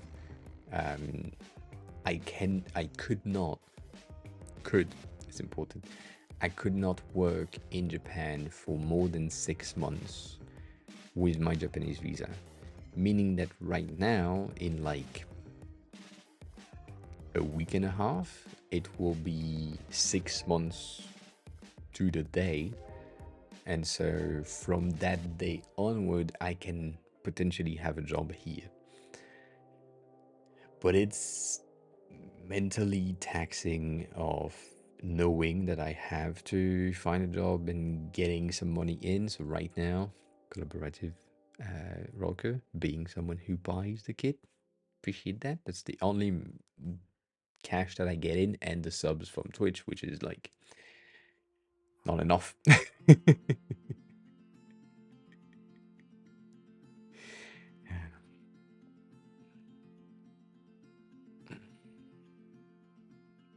Yeah, but yeah, if I can find a job, that would be nice. I found like an agency not so far away from here that could work as it's close by, and that's neat, but I don't know, maybe.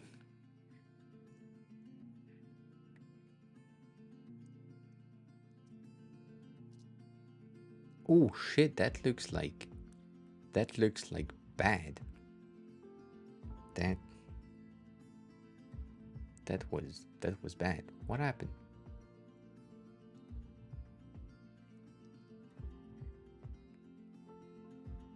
What happened?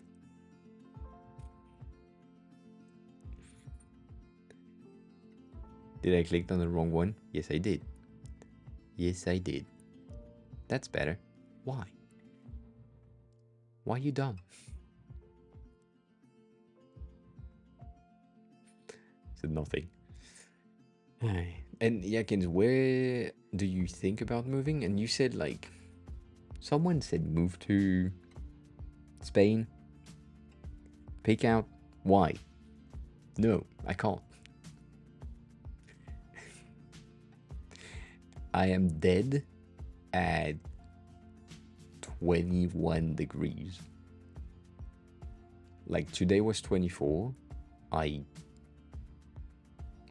started to die outside. So no, not gonna come to Spain. Sorry, I can't do that.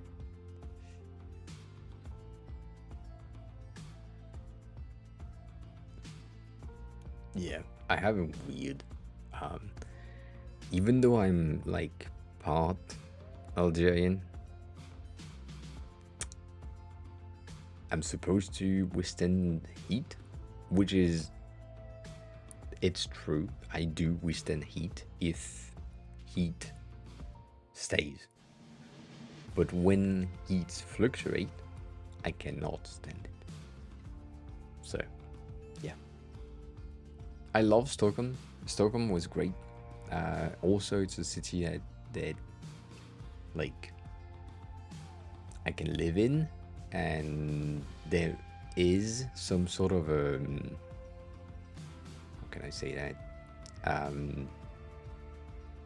language barrier, but they speak English, so that's fine.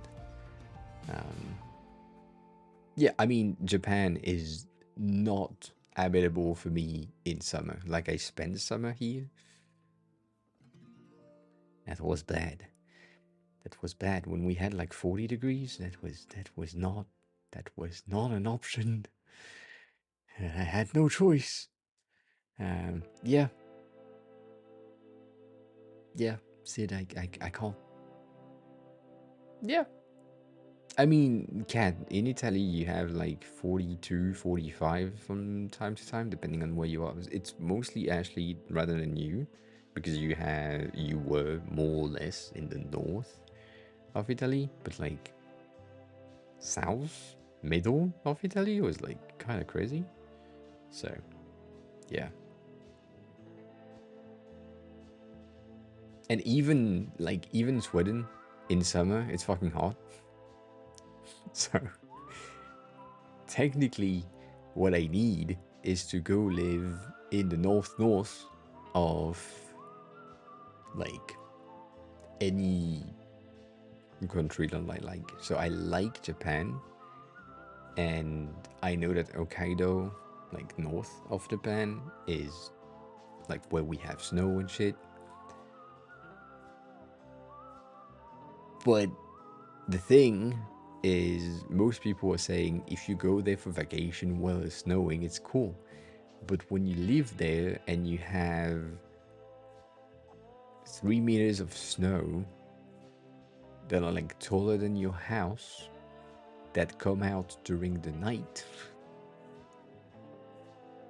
And you were not ready for that. You start to not really like that place, which I understand. But for someone like me that doesn't really go out too much, it's a win-win. Can't get out, won't get out. The only thing that I need to have is food in the fridge. If that's the case, then I'm good. If that's not the case, then I am fucked. Because 3 meters of snow, I can't get that out. Not easily. So, yeah. Anyways, yes. I should go to Greenland or like the North Pole or whatever really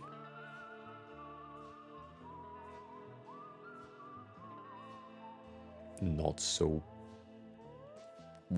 hot. So that song is kind of crazy.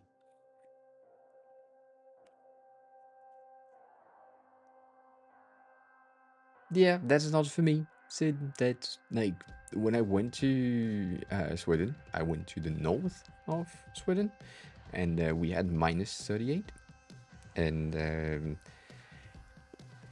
-38, I had my jacket open because I was hot. Walking outside, and you would be dead if you used to like 2 degrees as cold. you would be dead. But you know, I'm weird. I need temperatures that just make, yeah. I don't know. I need small, not hot. That's it.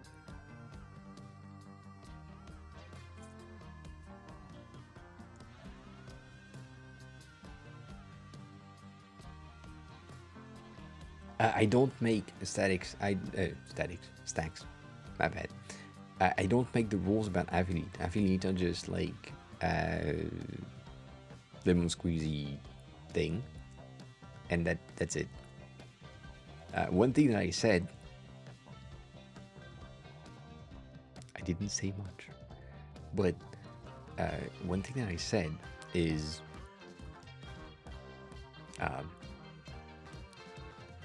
you can create an affiliate profile with your main account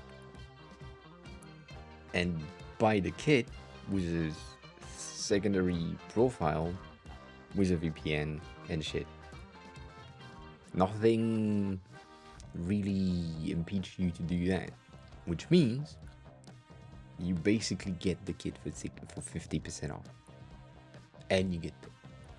I mean, because you get paid. So I'm not saying you should do that, but you know, it's an option. But still, you should not. Should not. But I think it's an option. Just make sure that it's like really not linked to you. I mean, I think Lemon Squeezy have good options to not necessarily allow these types of things. But it's just,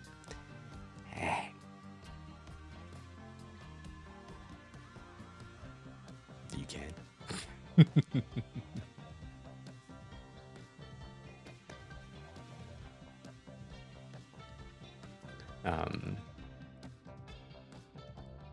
But yeah, it's if I could choose like what you get in the affiliate program, I think I would. Let me just check while I'm here.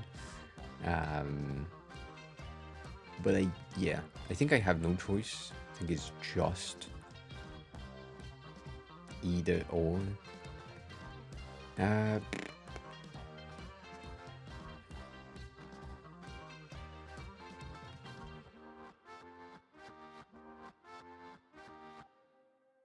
Sterny, hi.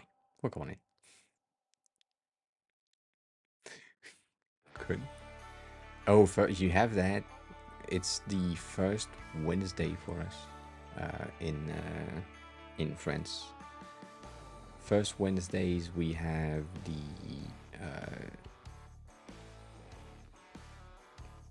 shit. I forgot. Fire alarms, like war alarms, that comes out, just in case. So, yeah. I think they take a commission. No, they don't take a commission on you. They take a commission on me. And then I'm paying also the Stripe commission at the same time. So that's what they are taking. Emergency sirens. Yes, thank you.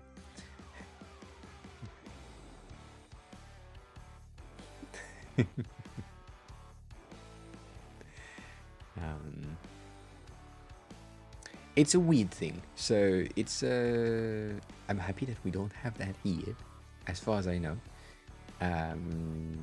But it's a thing to make sure that the sirens, in terms and in case of war, still works.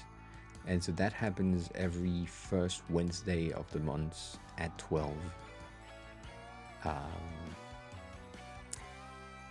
Every month. Which I think is a dumb move because, well,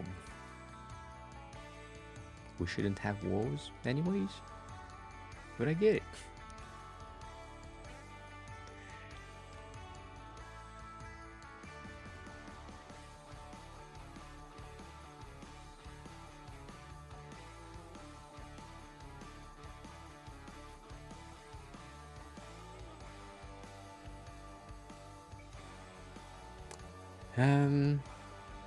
So yeah, they don't take commission, and I'm trying to see if I have an ability to modify the affiliate program, but I don't think I do.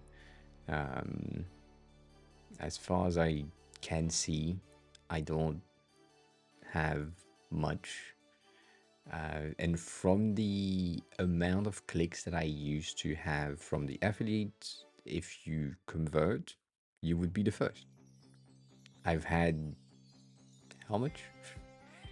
I've had a total of 21, 31, 32 clicks in total, and no one paid.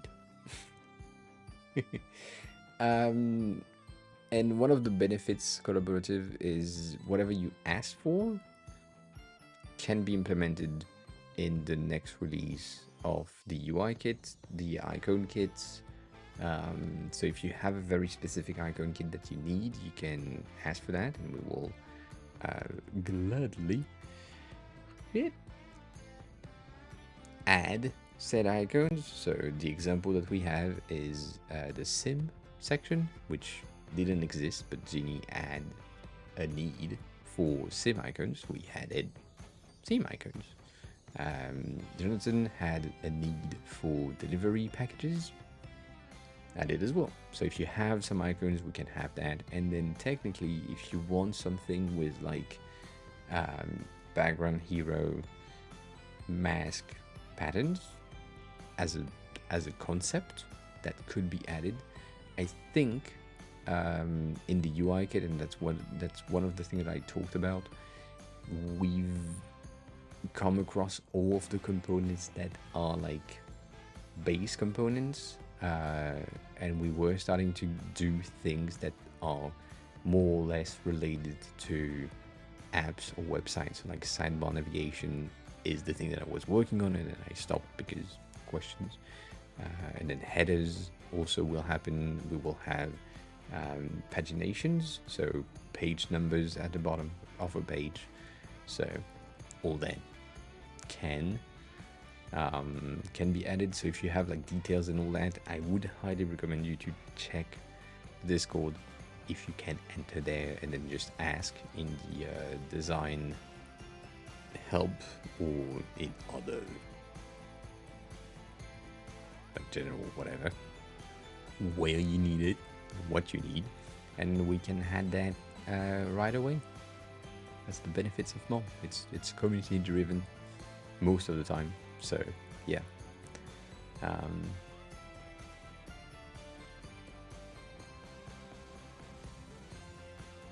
Trying to see if missing things on chat. No, we're good.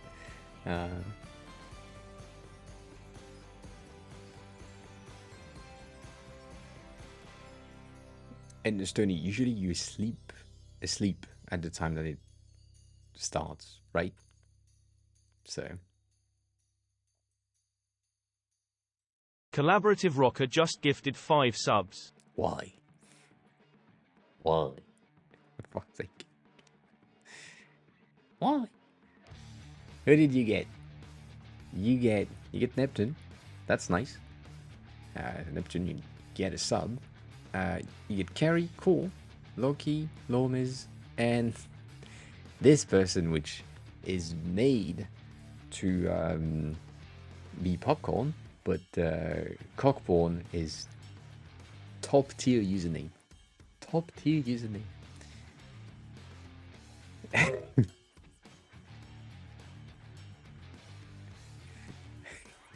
Anyways, thanks a lot for the gifted subs. I appreciate it. Appreciate that a lot. Someone subbed on Sunday. I don't get it. It was a Prime, so it was free, but still, I don't get it.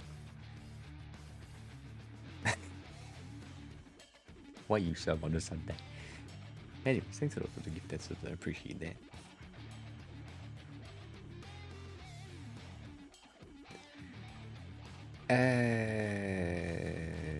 We good on that.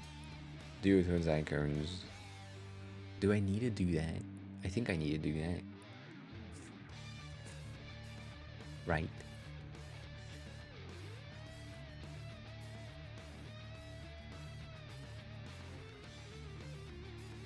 I need to take these icons, which are images, and I copy that into my free pack.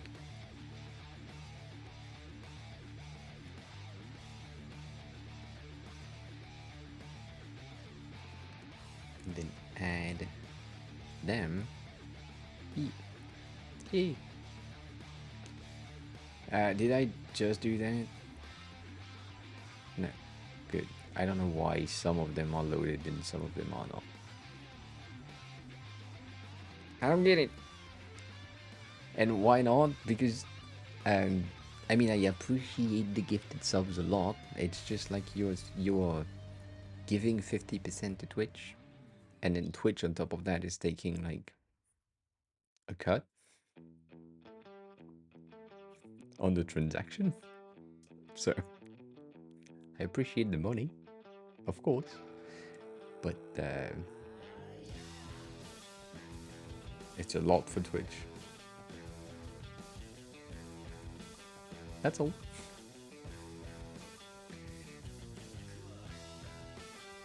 Denny, hi, welcome on in. I was looking at my analytics for the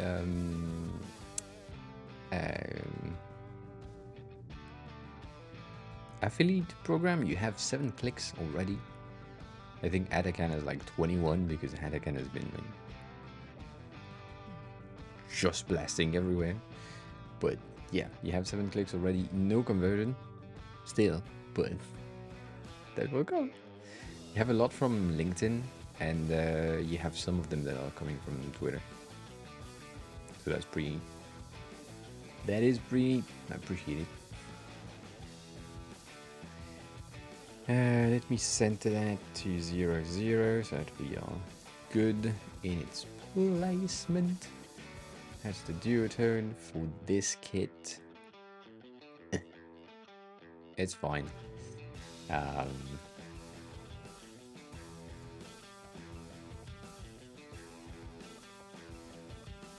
Cool. So the icon duotone are done. Stony, I was looking for you earlier, but you were sleeping. I need you. what are the icons or the naming convention that you think we have some issue with, and tell me that when your coffee is done. Because I mean, I think the main issue is the half, delete, and cross. I think that's the names that are most likely weird. I do feel like most of my icons are good in terms of naming. Like, I'm taking the arrows because arrows are easy. You have arrow left and you have arrow small left. That makes sense. Arrows moving down, arrows moving up.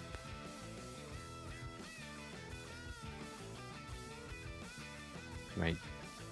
Angle from top but going right. Maybe that makes sense. I don't like, these ones are kind of weird. I get it. But yeah.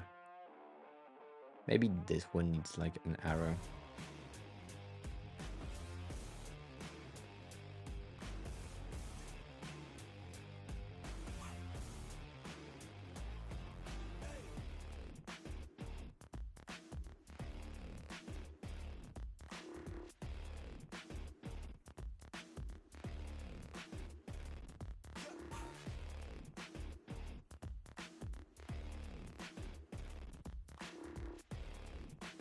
I say type, yeah, I say... Is that an issue?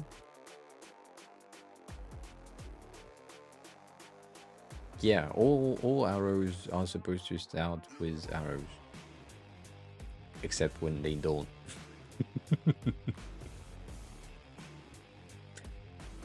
I think is your point.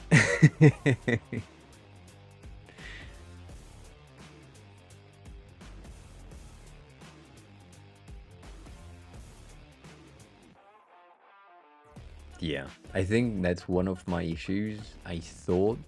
Not thought, but I was thinking, because they all have arrows slash as a folder number, was a folder name. That's easier, but I get it. Oh shit, that's a lot of work though, isn't it?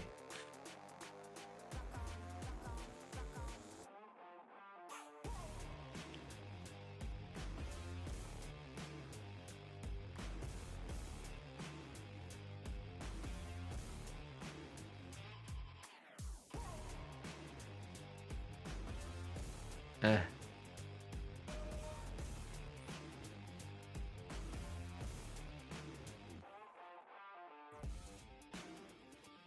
yeah. I think MUI, the reason why I didn't really like MUI is because they have names that are long. Like long. Like very, very fucking long. And that's a lot.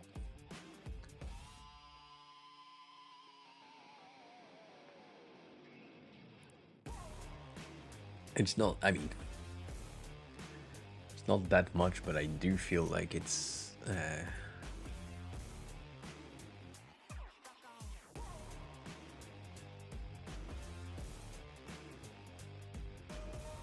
now that we have icons and icon zero tone, um, it's complicated.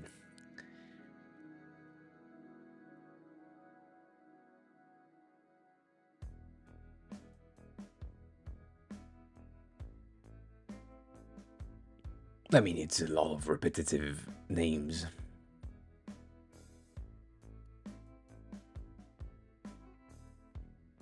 Yeah. I mean, technically, like, arrow left makes sense. Right? Arrow left makes sense. One thing that you talked about, and then yeah, you read your question, and we'll answer that in a second.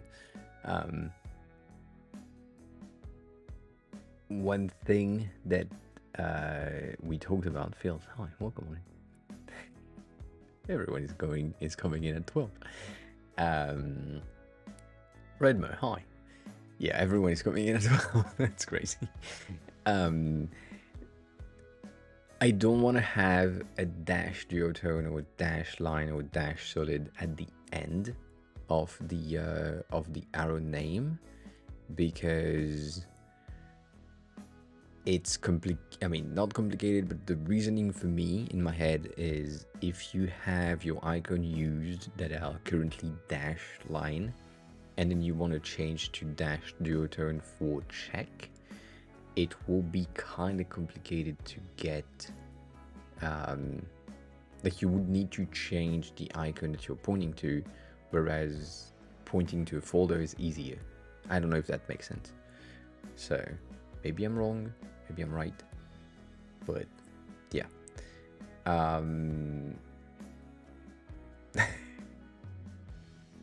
So, Denny, the best way that I have found to split myself into project, as I said in the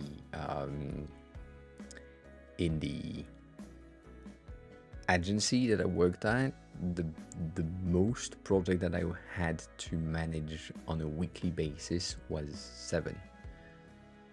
So 7 different projects, making sure that we had in 5 days, making sure that we had things working and presentable for each client, depending on their side of when we had things. So what we did was the clients that had the most budget were having a full day, and the clients that didn't had a half day in terms of our specific time as designers.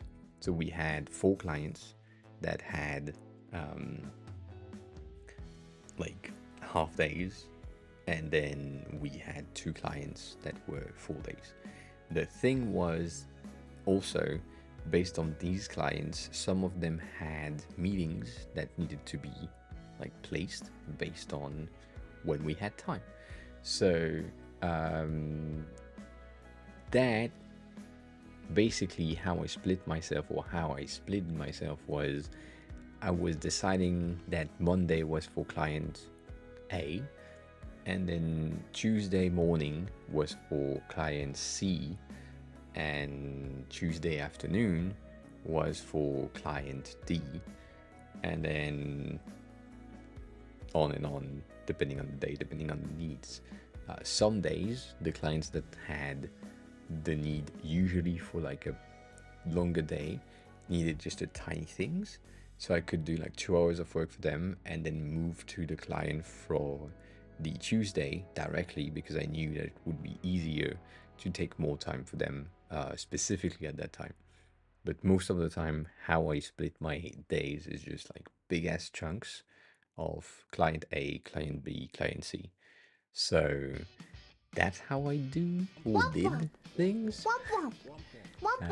Brian, hi, welcome on in. And this thing is too long. And yeah, so when you have like 7 was really at the peak. Usually we were like at 4 to 5, but still. When you need to manage meetings and time and all that, we basically allocated the meeting times inside of the client work, because it was like on-site meetings. 5 subs again. I mean, if you want, someone gifted 5 subs earlier, so that happens, which means that if they gifted 5 subs, I get half of it. So if you make me gift 5 subs again, yeah,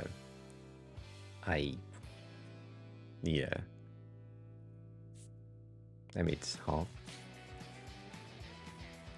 It's so bad. Getting half of it, and then I'm paying double, but I'm getting half of it back. It is still on the timer. Cool.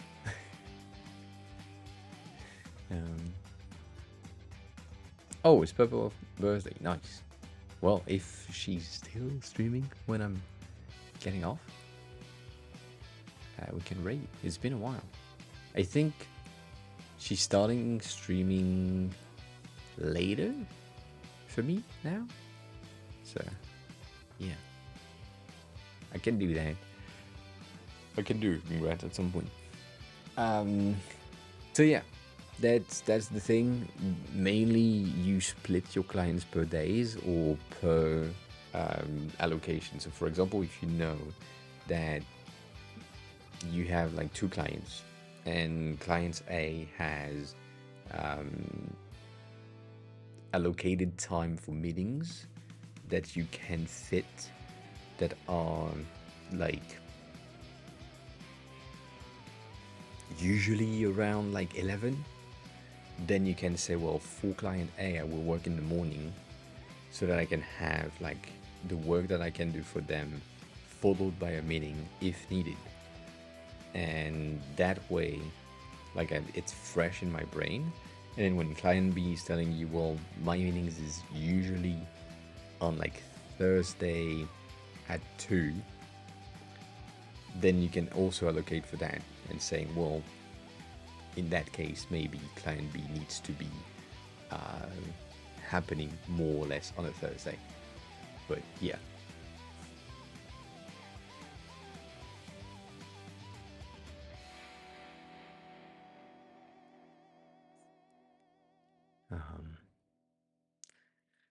So I'm splitting my priorities. Say if I have a high priority full day, if both projects don't have priority. I mean, you can. One of the things that happened, one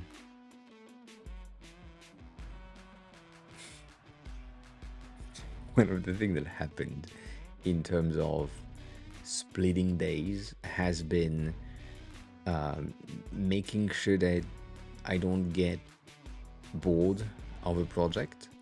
And so in agency, that was like not an option because I had too many fucking projects to manage. But in the 5 years, 6 years in the previous company, at some point it was kind of boring to have the same thing. So I had to find sub project to be able to like just move on and just focus on something different and then come back to the main issue. So if for you, your client A and B have the same priority, maybe it's easier to say client A full day, client B full day, client A full day, client B full day, right? And then last day of the week, you have morning, afternoon, or afternoon, morning, depending on meetings. That's useful, but like if for me at some point, if like midday on a full day clients, I was like, that's too much, I need to move to something different, I would just change client and then work on something different, come back to that client later, and that would be easier for me. But yeah. And Kat, I'm sorry to hear that. That is indeed uncomfortable. I can't say that. So yeah, the brain that I have, really not the greatest, but still it helps. Having the ability to move like from for example, icons building that we've been doing, but then also component building, and then going to help someone that is asking a question and coming back to the icons while not forgetting that I have like some components to do. That helps. As messy as it is, it does help to make sure that I have like a bit of a big picture view of all the things that I need to do, and not really forgetting things sometimes. Like the navigation thing that I was talking about, I forgot about that component, but yeah, I knew I had to work on that at some point, just didn't have the time just yet. So that happened. And now, for example, I know that the website for the mom icon is supposed to come in soon. And so when that's done, we need to do like a lot of shit as well. But that's for like in a week and a half. but I'm thinking ahead as well. So if for your client you have a clear direction on where you want to go for each of them, and they know where they are going with you, then you're good and things should be easier. I think it depends on you, obviously, but yeah.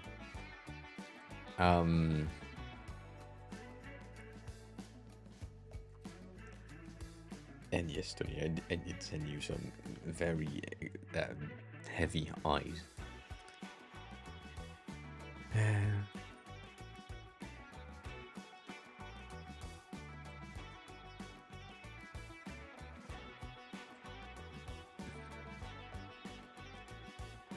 Yeah.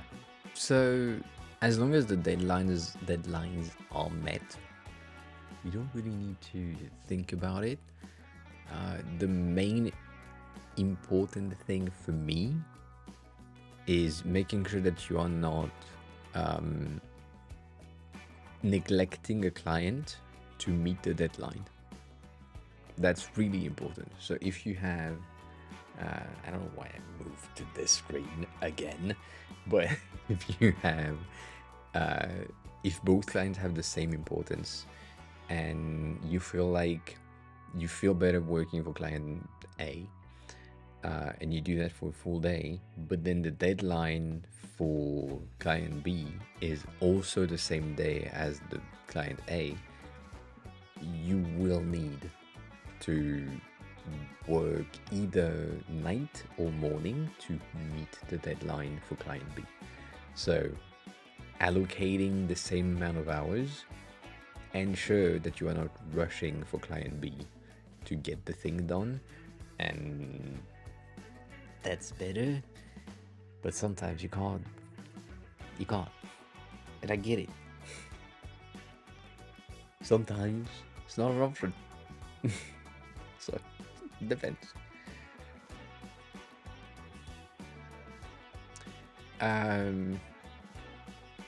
Stony, can you give me can you name this?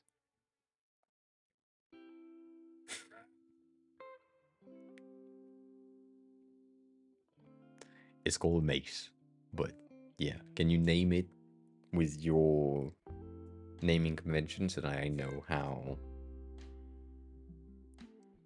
Abdel, hi, welcome on. It's a mace. Why? You want a sword? Sword, whatever. Like, whichever. Technically, not this, but this. But yeah, I just wanna know how you name the thing, so that I can potentially adjust, because right now this thing is called sword and probably you will name it a bit differently, and I want to make sure that I'm not making a mistake on this, sadly.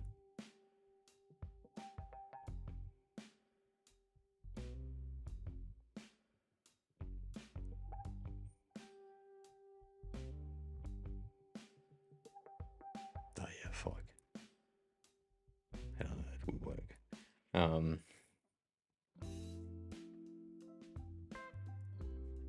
With a C, but yeah, same. I don't, yeah, I mean, I don't have multiple swords. I have swords and swords. And then I have a katana and I have a rapier, which are like very specific names. I think you would, for MUI, you would call that sword thin, and then sword long or one-sided. So I don't really like that. Like, these would be axes for everything, and you have axe and axe -1 because That's different ash, and then you have halberd and double halberd. Halberd. Um,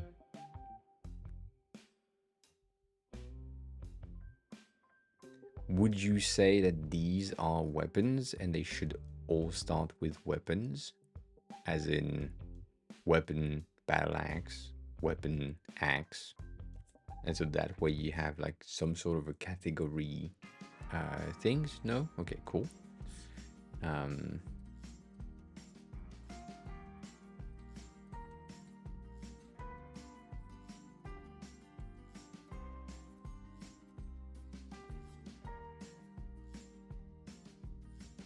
if there is multiple icons with the same descriptive name,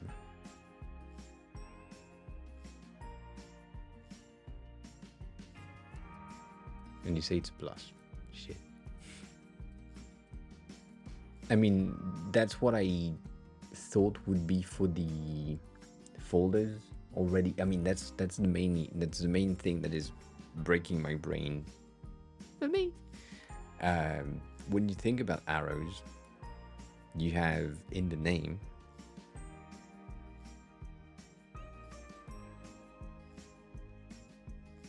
right. I have arrows for the folder, and then the name is arrow-right. So technically it's in the folder arrows, but then it's called arrows right.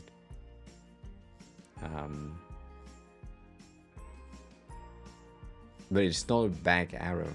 Like, it can be used for something different. That's the thing. Like,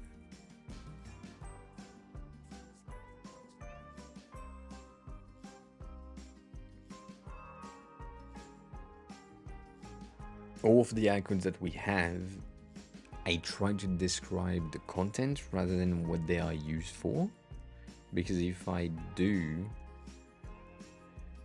with what they are used for, you end up with things that make no sense.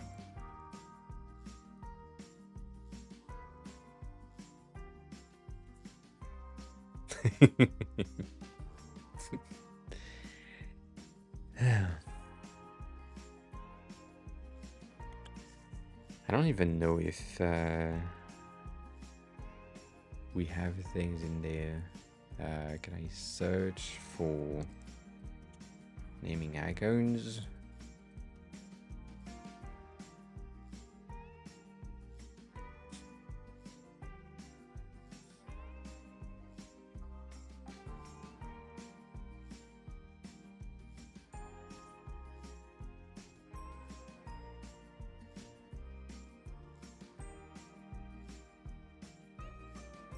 Can I?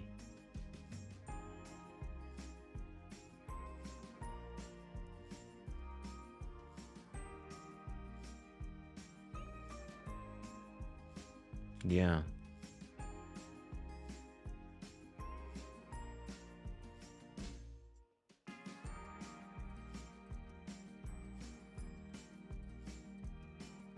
Yeah.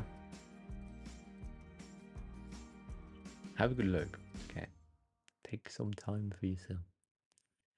I mean, they say use underscore, but I'm guessing like this is if that was like a camel case, you would have desktop the D in caps. That works as well.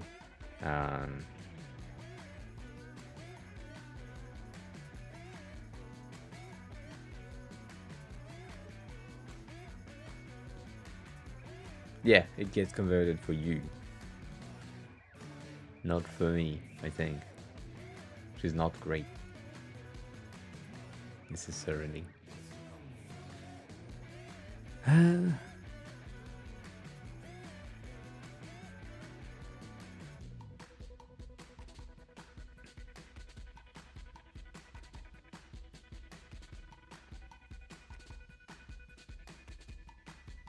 He's so cute.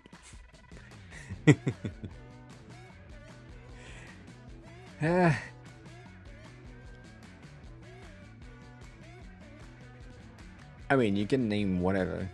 it's easier for me to have like a dash for reading, but from what I understand, what you're saying is it would be easier for me, instead of using a dash, it would be easier to use an underscore, which is fine.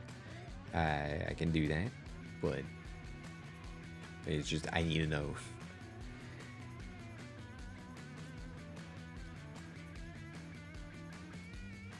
Like if I'm doing that and I'm renaming everything that is a fucking dash is gonna be an underscore instead, and that works, but it just depends.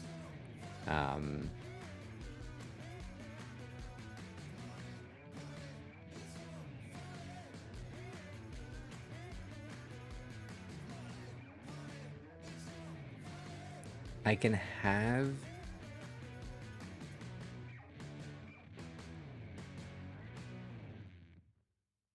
that's annoying as fuck, but I can. But it's annoying as fuck. I can say that my suffix change. So I can use a suffix version that would, like it's currently called arrows left or arrow left. It could say something else with a suffix. I think I can change that, but yeah. I mean, it's useful if they just have left, right, whatever. And so that way I can have the suffix for arrows, for example. Like arrow underscore. And so I can get rid of that in the naming convention here in the folder thing. But kind of pointless. I agree with you. Not that useful. So if we say that we are doing underscore instead of dashes, right? That's an option. Let's do that so that we have that.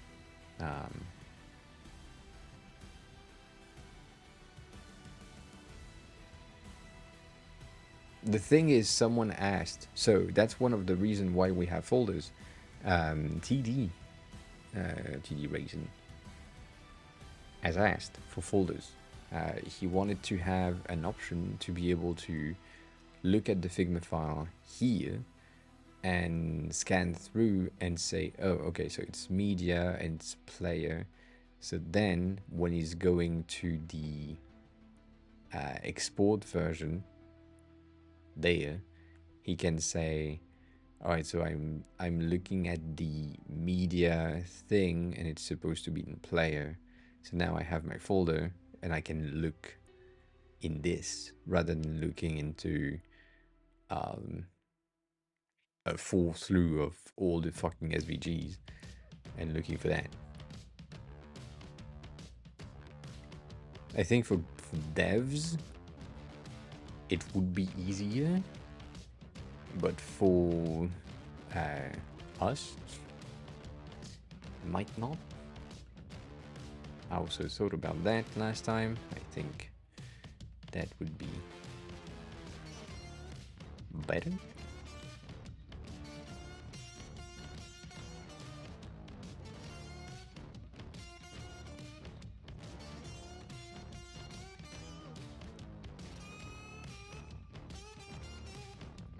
So we now have underscore. This is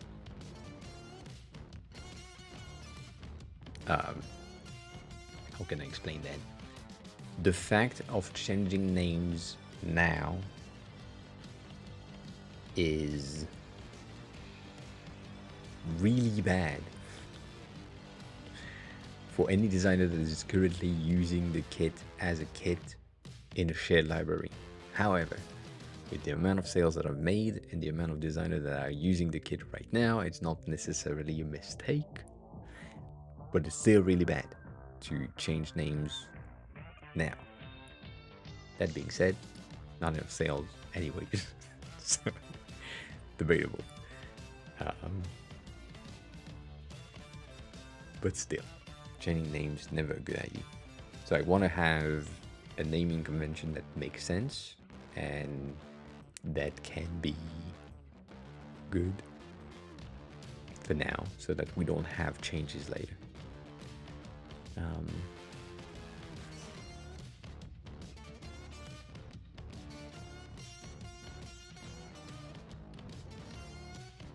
I don't know if I will ever stop. I will probably stop because I don't have ADHD. But yeah, probably. Probably.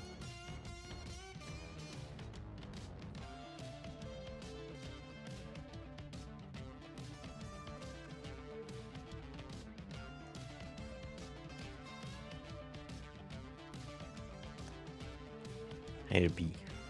That will probably help my head. 1 second. Or 2 minutes. Whatever.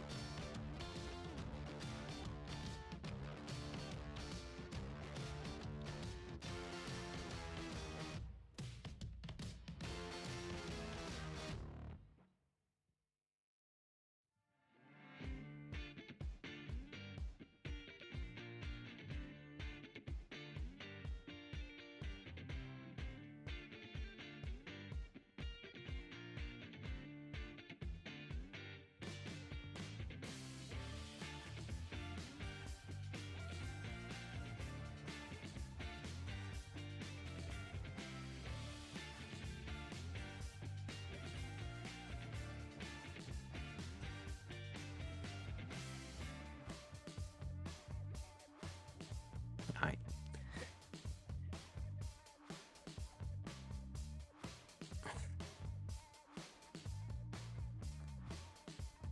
I don't think we will go to too many 69s, but we never know. We never know. I agree. I agree.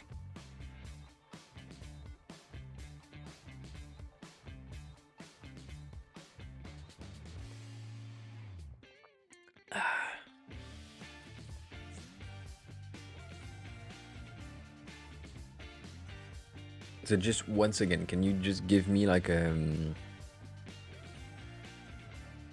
one of the longest name icons that you have in MUI, if that's the thing that you know, so that I can just check that as a reference,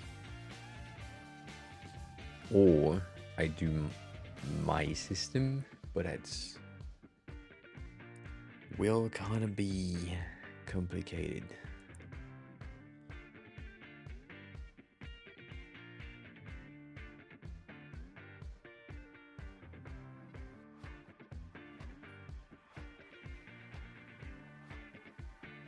But I know that is 1,500 icons here.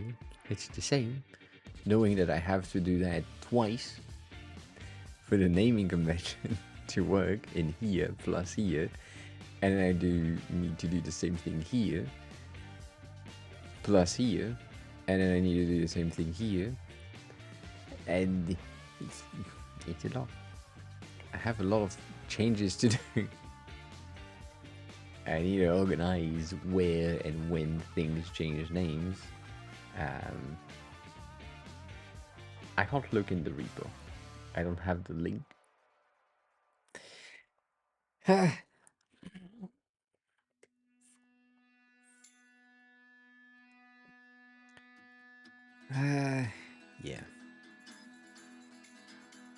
I'm also trying to find like the best transfers. Like, what is the best option if I want to name thing properly? Should I start with the icons here? I could.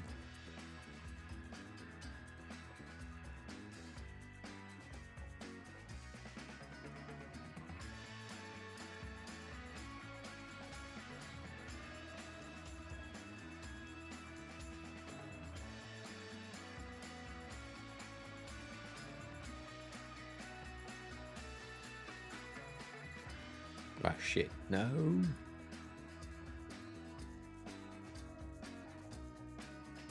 Fuck me. I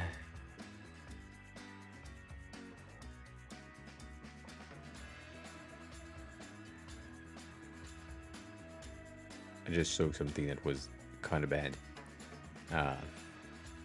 But yeah.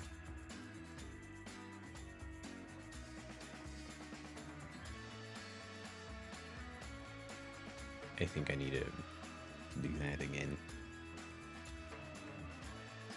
The main issue that I saw was this. You have, it technically took the first dash instead of all the dashes and replaced that with an underscore instead of what I wanted it to do. So I'm gonna just use a dash for everything for now. That might be easier to work with. I hope.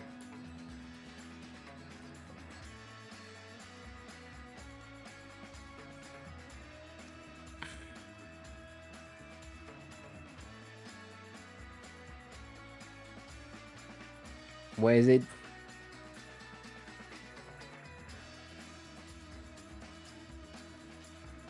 In your source?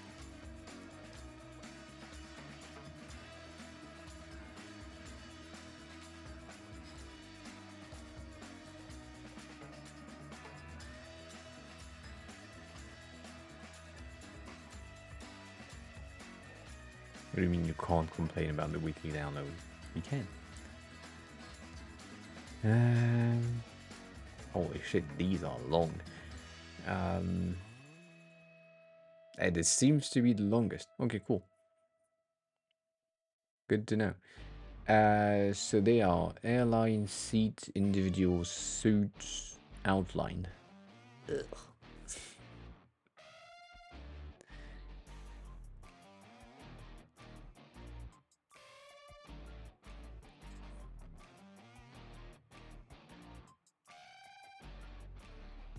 So technically they use that airline seat as a folder name, like air dash.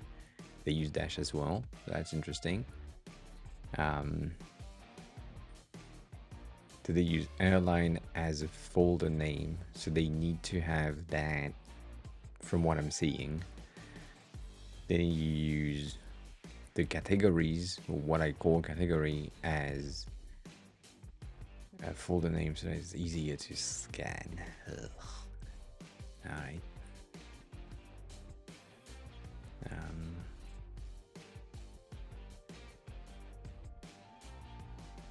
There is 9,000 entries that were omitted. Okay. You said what? Optimized? Where is optimized? I think it's the same fucking name. Is it? Yeah. It's the same. So there is probably more because we stop at B. But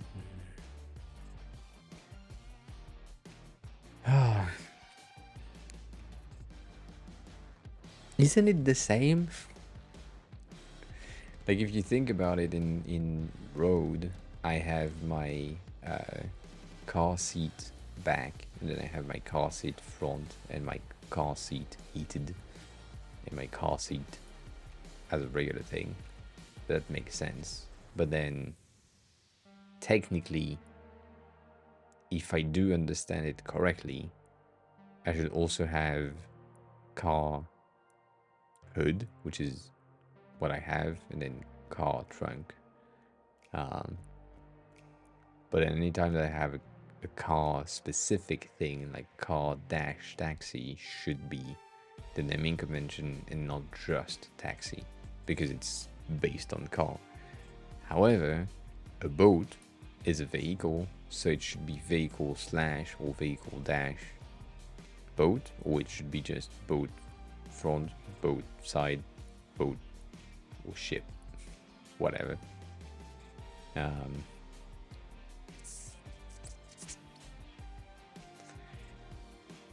Yeah, so I mean, technically this is working. Car headlight low, car headlight fog, that makes sense. Like emergency warning, brakes, it could be car brakes because it's usually for cars. But yeah, windshield, same thing, car windshield. Just taxi, really? So they are mostly good. I think your main issue is this. Like map pin disabled and map pin remove, which sound the same but are not the same. Like map pin add and map pin remove should be map pin plus and map pin minus to work with the other plus minus that we have here. For example, like circle plus, circle minus, just minus plus, right?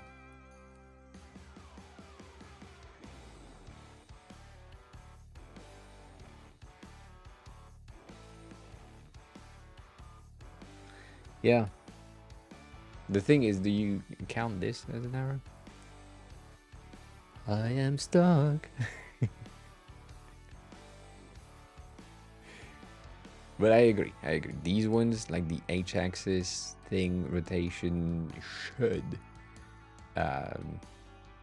start with arrow, for sure. I agree with that.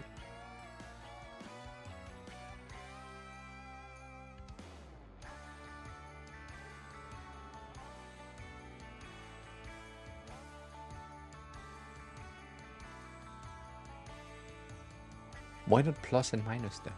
Because it's a plus or minus. It's not add or remove. Like here it is because I'm adding a pin or I'm removing a pin. But here, if it's for calculator and it's called like remove, then that makes no sense. I don't think it is. Like if I'm using that for,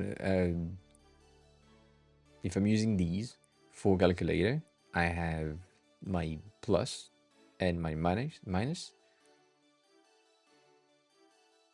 I know naming is hard. That's why we need to take the time to make sure that we have the right naming convention to make sure that it works for everyone.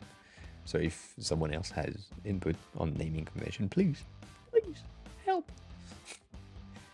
But yeah, like these things, I think it's for the, where is it? Here we have the motion keyframe add and motion keyframe remove and motion keyframes add, motion keyframes remove, which is true and not true at the same time.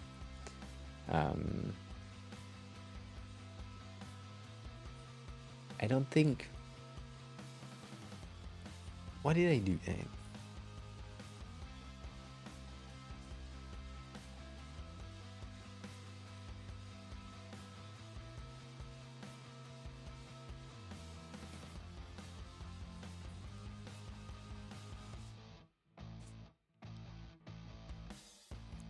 just waiting for it to load entirely.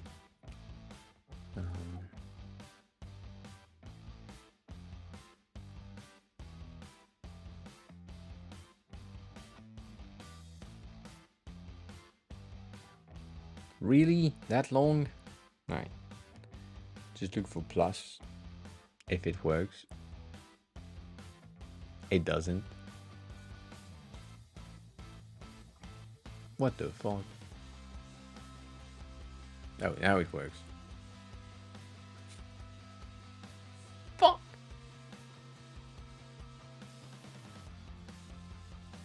If I type plus, right, I have things with plus, but it's called add outline, which is kind of weird to me.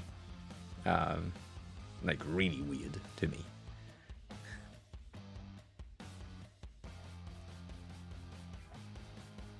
And they call that remove outline, which I hate as a name. It's not my internet, it's my internet.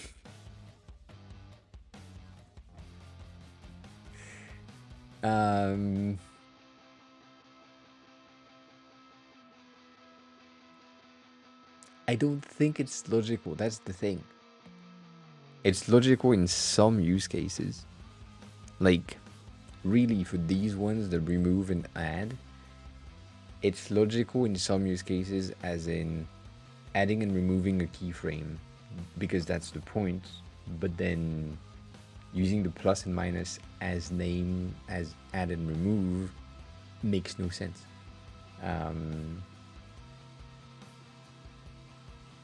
It can only use once per use cases or per project. So if you make a project, I'm using a calculator again, but if I make a project of a calculator as a base, and you tell me that my minus icon is going to be called remove, that makes no sense.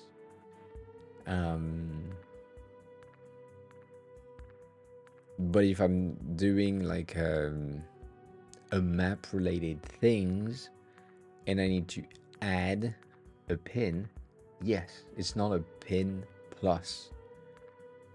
So I get it, but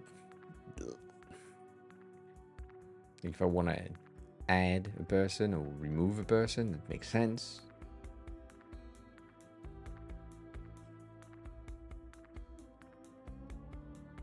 Yeah, but you don't say you want to remove 4 from 10.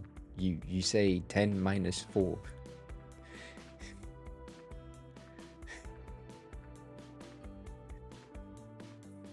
And if you make it as a math problem, then yes, it's removed. It is the same. It's the same. It's subtracting, but it's just like, you don't call that remove. John, hi, welcome on in. And Maya, hi, welcome on in.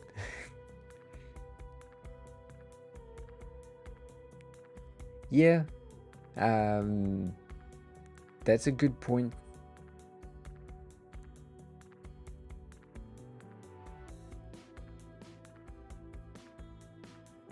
You had the right beginning, and then it started to be like a function. Which I couldn't read. But yeah, looking the standards is always good. The thing is, yeah.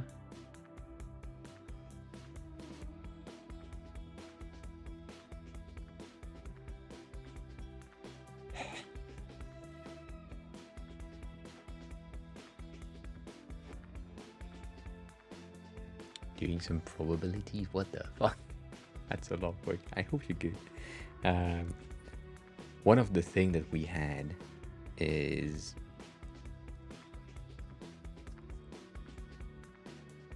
that, I mean, we talked about it at some point, and it's the same, but element, property, variant, state, and feedback is the biggest like token naming that we had found, and I feel like this is kind of similar in a way.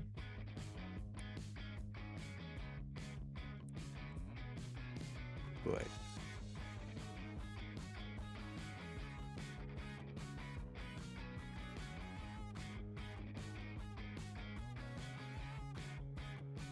yeah, I have to make a consistency choice, which I do understand, and I agree with the MUI thing, mainly because the only fucking place where I have plus and minus is in system, where I have plus and minus. So I should have circle add and circle remove, or clear if you want to have it the other way, but it's just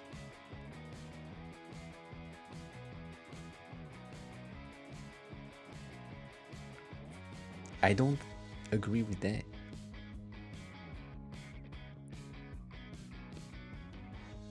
Or are you saying this because you want to have all the add option in the same names, like add person, add keyframe, add keyframes, add pin?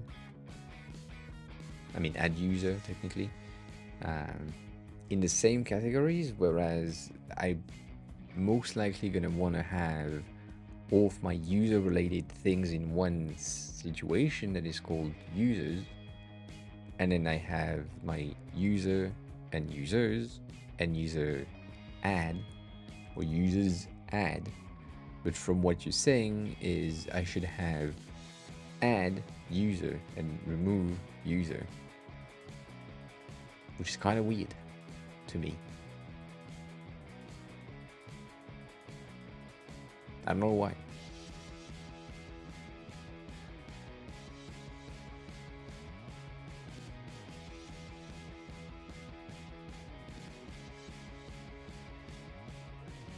So you're just saying switching things here because it makes more sense for you to have add circle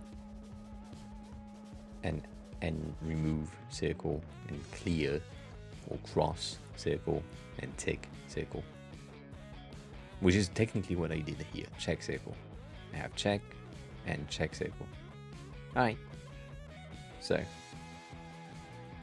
I have add dash circle here, and then here I have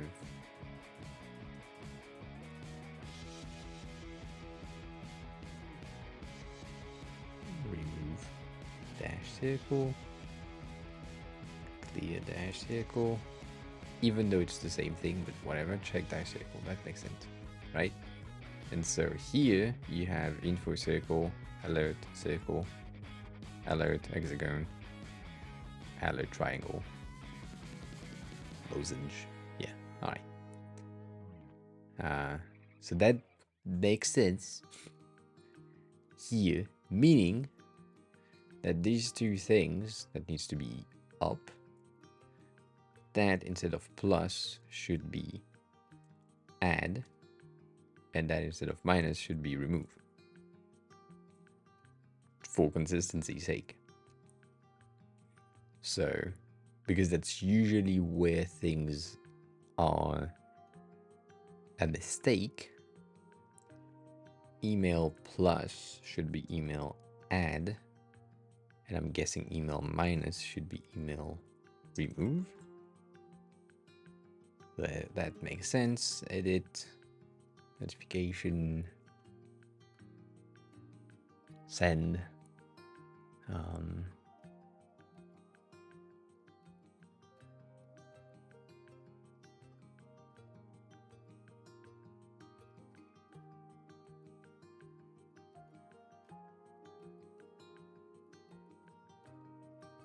Yeah. Yeah. So if that is send, but still arrow right? Would you call that arrow right? Like email arrow right, email arrow left, or that?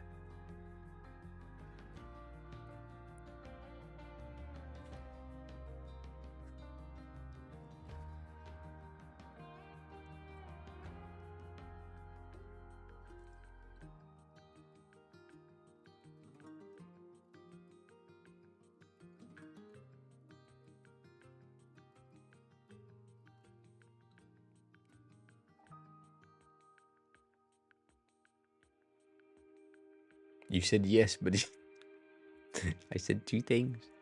That doesn't work. You can't say yes.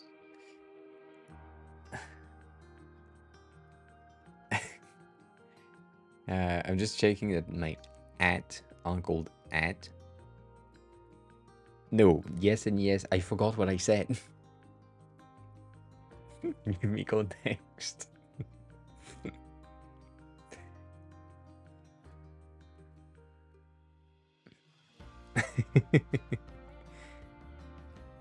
Heart. So, yeah, heart would be good if it's always used as heart instead of favorites, but it needs to be named properly, like at link, at like, I guess, for consistency's sake.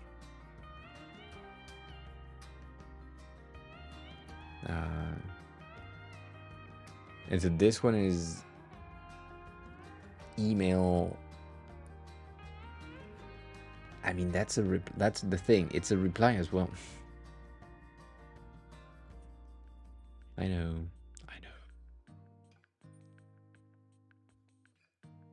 I changed that like a second ago.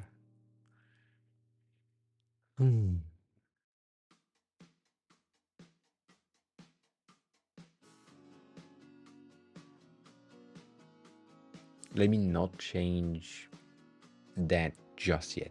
I just wanna, now that I have my plus minus thing defined, for my message bubble add, would you say message add bubble or message bubble add? Or you don't really give a shit because it's just like whatever?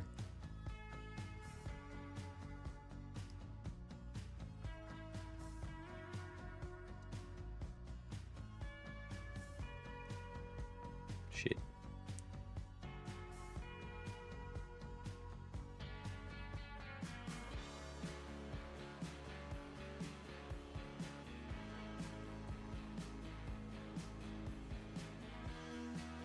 I have that for my plus and minus for now. I will just play with that. Add, remove, call, add, remove.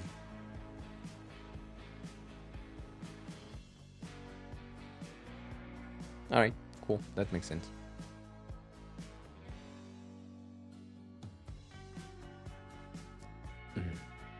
That's specific.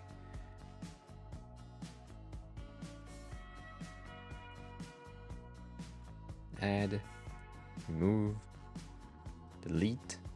That makes sense. That's a delete, but I'm guessing instead of delete it should be trash for the sake of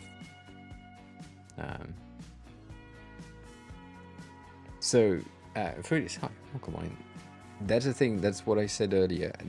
I wouldn't define outline inside of the name at all, ever. Like, that wouldn't be beneficial for the change later. So yeah, I don't have to. It's, as I said, it's pointing to different folders. So you have a folder with all the same exact names, and that folder is line, that folder is solid, that folder is duotone, and so that way you can use and point to the same exact icon in the code, and then just have to say, I'm pointing to that folder, or I'm pointing to that folder in the main file. That makes more sense to me. And it's also making way more sense to the Figma file. If I have two icons that have different names, then the override doesn't work. So it needs to have the exact same name for me on Figma to be able to have that. So technically speaking, I could have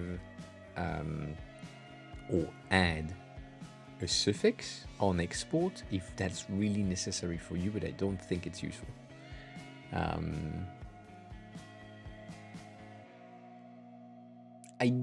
And for this, I have recovered, not well, but I have recovered a bit. It's better now than before. So, yeah.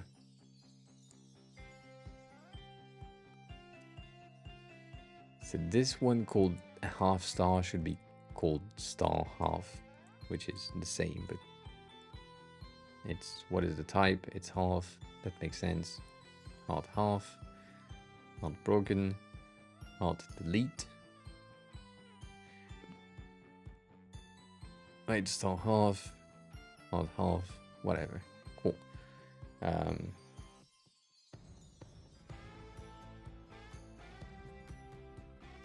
I don't know how to write that, but yeah. And what are the limitations of the free version? The free version only have a certain amount of components. So in some cases, we have some components that are like out, specifically on the icons, for example. You don't have all of the icons in the free version. And I mean, that's just the icon section. But, 1 second, here, you also have only have the dark mode in here. You do not have the light mode, so that's one of the limitations. You are limited in the free version to only the dark mode, and then if you want the light mode, which is available in the and previewed as images, you need to buy the kit. So that's the limitation. And duotone are used for a lot of things. Like if you want a duotone style icon set in your overall like aesthetic, that's the thing. Like it's similar to the solid icons. For some people, they use solid. For some people, they also use solid for only selected section. So when they have like an active tab, they use the solid version. But yeah. So for example, here you can see that the icon that we have in the technically that should be underneath, but like we just have these for the buttons, and these ones are added as an option if you need that later. So yeah, that's the thing. I started to do that to limit the amount of components, and then the further I went through, the least I did it. So it's mainly limiting in the beginning. Like technically here, I think I should highly limit in the free version, like getting that out and potentially like that one out as an option, like all of these out and only as images, just so the free version is more interesting in a way. But yeah, I don't know yet. We still have like a lot. Mainly the thing is the light mode. That's where you are seeing things. Do we have a fucking add stuff there? No. Yes.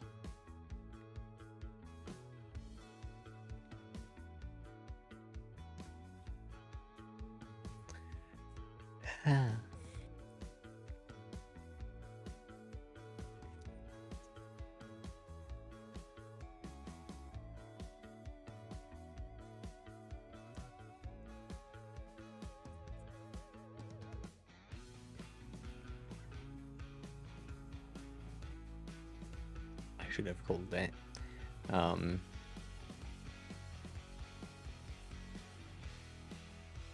I have, I have stopped, so I'm probably slower now than before, but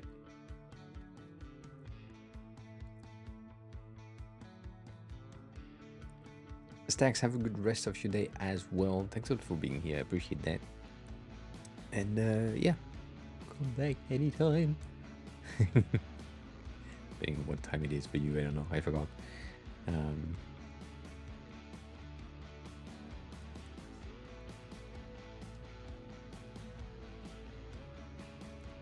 take care of yourself. That's the thing I wanted to say. Drop down. So input dash drop down. Open input tags, and then we have everything cool.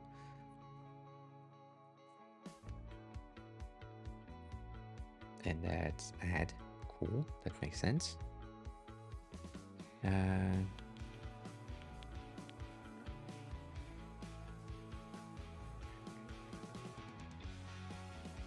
add, remove, cool, same thing here.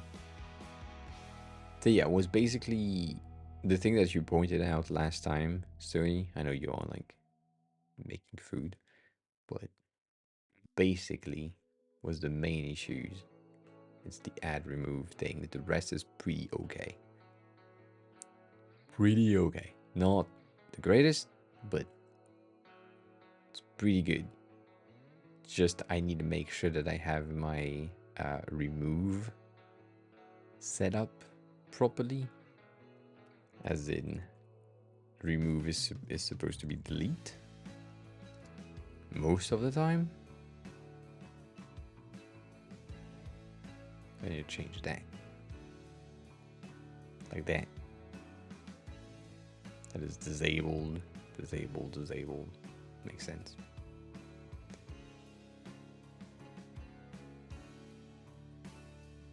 So that's add, remove, delete. Add, remove, delete. We're good.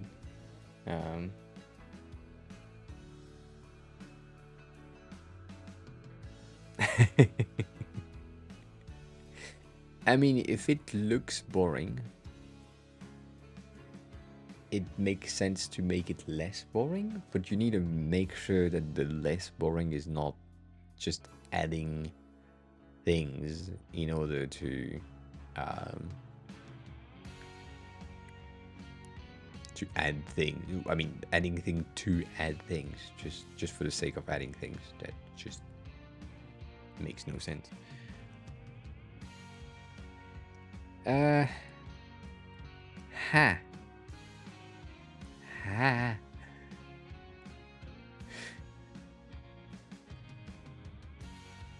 Shit.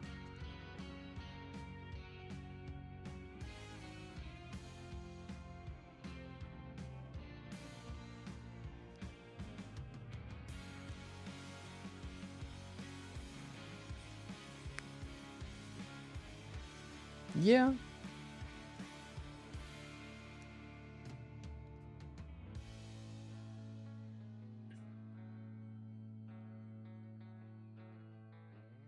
I mean, you can simplify or add some life to a page without really adding graphics, even though graphics really help a lot. So I would highly recommend you to use like a graphic based like addition, but it's not the, I mean, adding cats wouldn't help. That's what I'm saying. Like, it's fun, but it's not what you want to see, I think.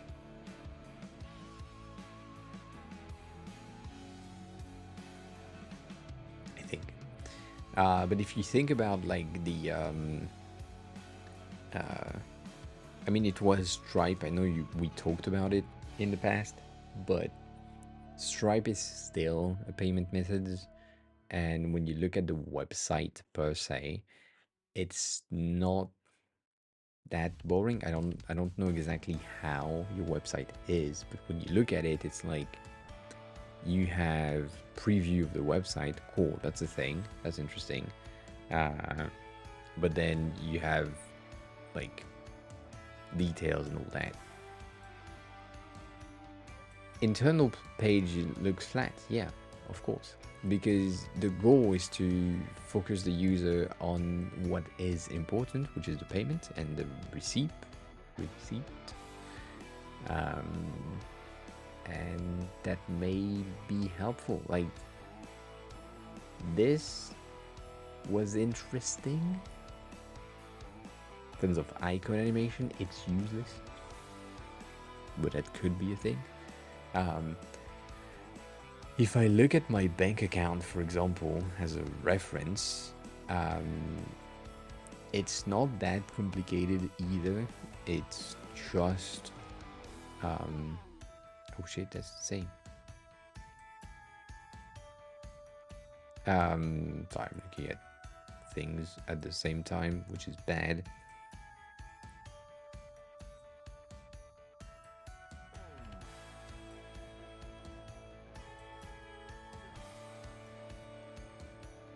But yeah, no, my bank account is really simple, and the inside, at least, what makes it not boring, which is not true, but still,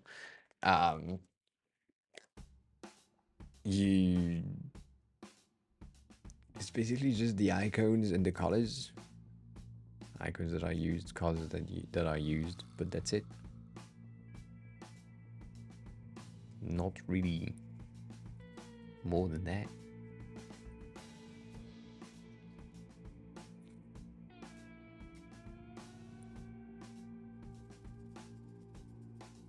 Oh shit.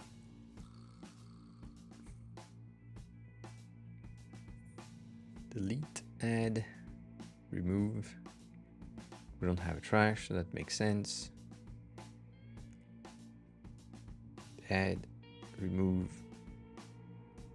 For fuck's sake. Delete. Trash. So that's good. You can use some icon animation. Technically, on the app that I'm using for my bank, we don't. There is no like animation per se, but you know, it could work. I'm not saying no.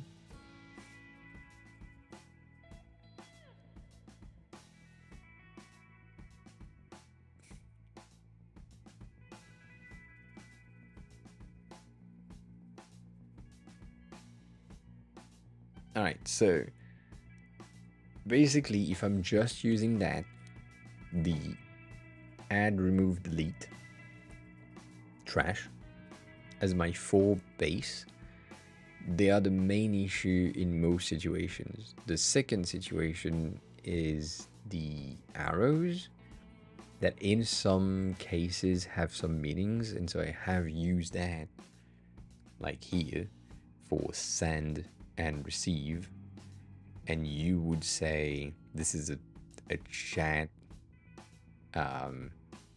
arrow right, or right arrow, taking the arrow right. So that's a bit of a different thing.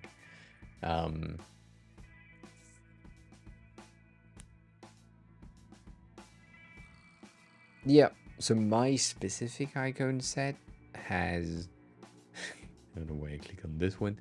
Let me take one that is kind of squared, because that's easier. We have somewhere around 4 pixel as a base around everything.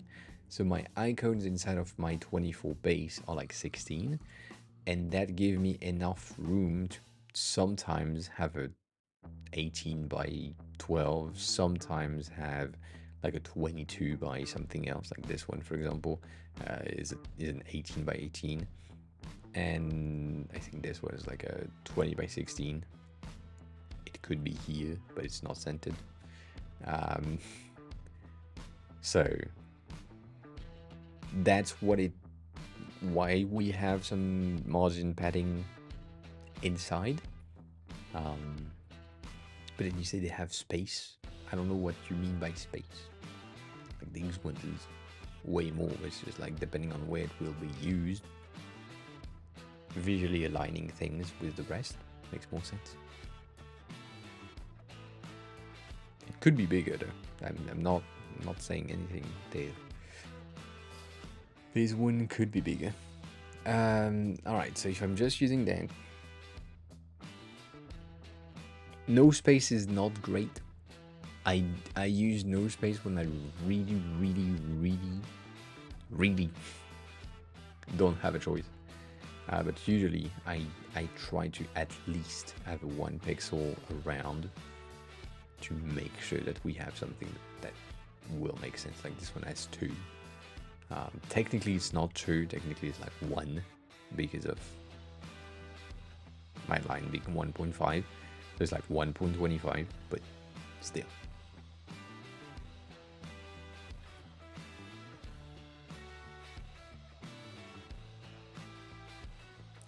I think we're okay. I think we're okay on that. So with that logic again, I'm gonna go through the icons pack so that we can just do that. So here we said this is input at the beginning of everything, so it makes more sense.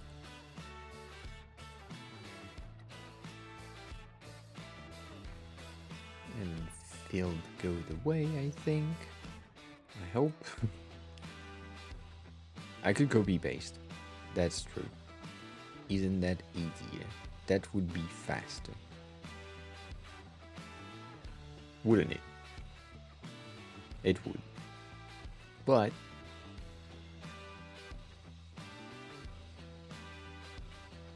I would have to do that again. Put tags, cool. I would have to name things again anyways on the duotone. Let's just think about it. I just do that. Then I take that.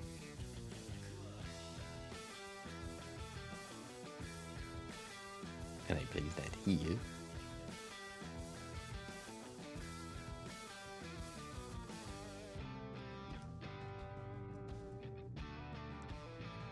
And then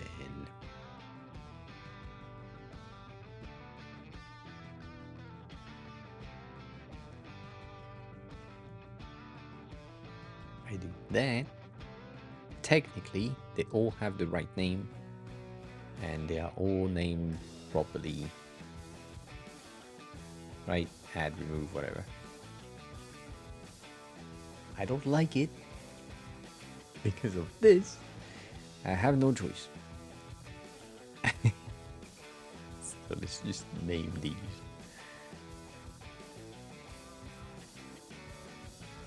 Properly.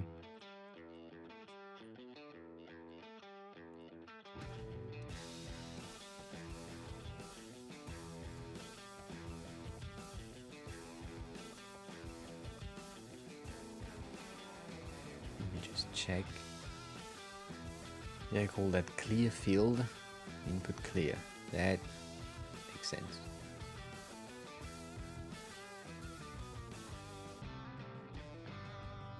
Put error. Put drop down open and an input tag. That's good. And now we have add, remove, even though we have a fucking 1 in the center, which is kind of weird, but I think it should be playlist add 1.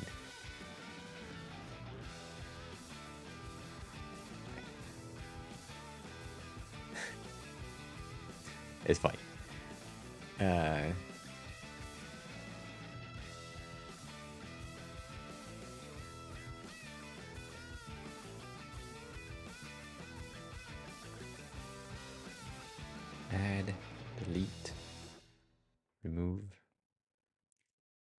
this one is called trash.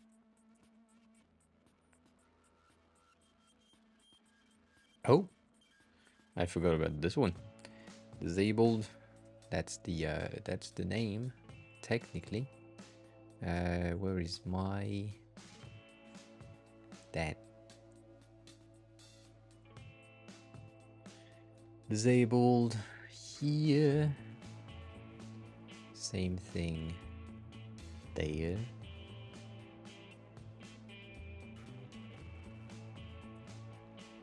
Disabled. Edit, that makes sense, cool. Here we said star half instead of half star. Makes more sense. And hard half, star 4, star fuck me, disabled.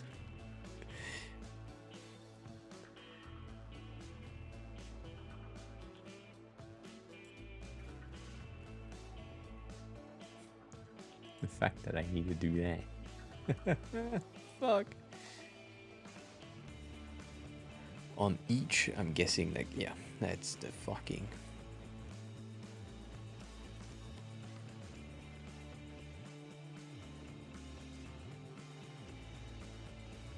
What did you have for food? Is there any?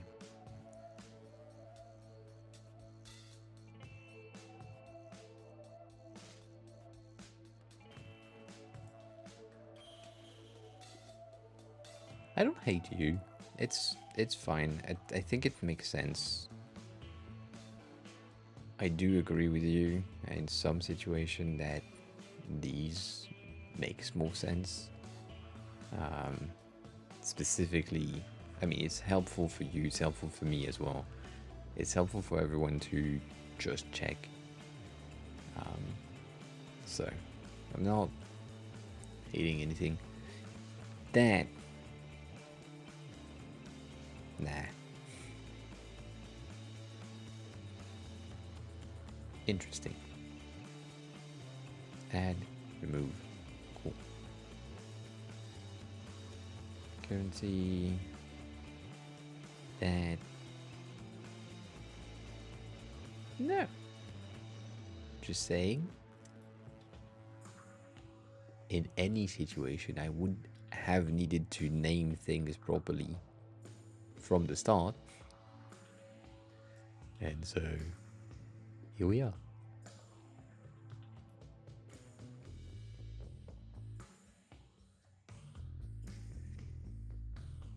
If it makes more sense, make more sense. That's disabled. That's disabled. Cool.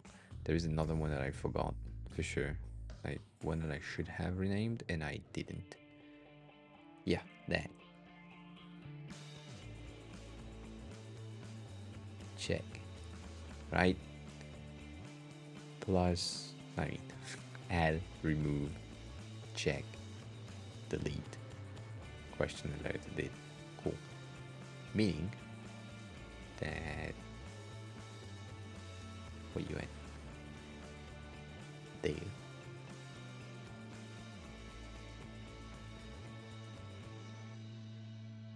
Check.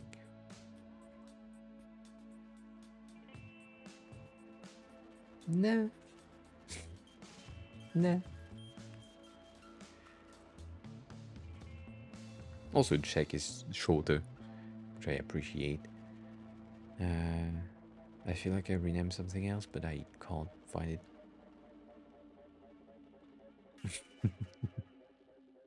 Yeah, I know.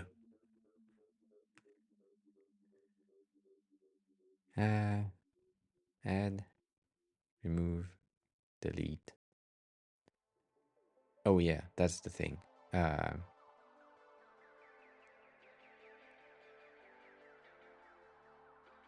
Shit.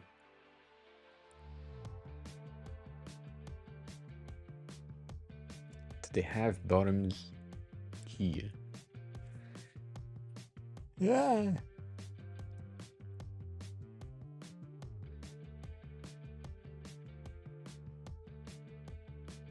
I feel like I named these wrong. Shit. Whatever.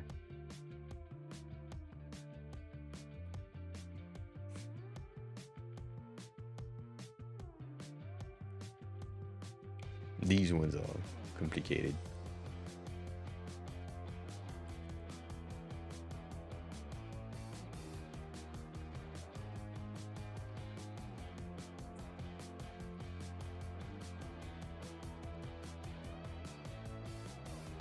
Add, remove.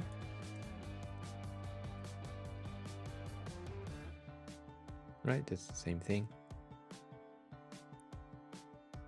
Yeah, one of the things with runny yolks, like the yellow side, is it stains your plates faster than you want it to stain. Like it's one of these things where it just stay. Oh fuck! It just stays. I don't want that.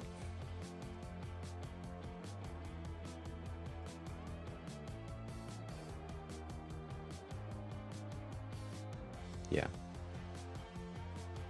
Just hard to clean. Alright.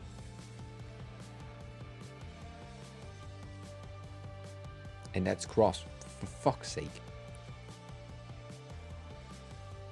Check, double, yes. And so that you said add circle. Remove.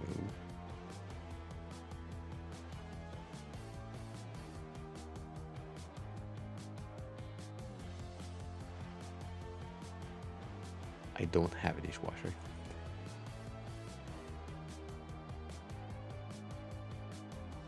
Did I call that circle clear? Is that what I said? Clear circle. I did?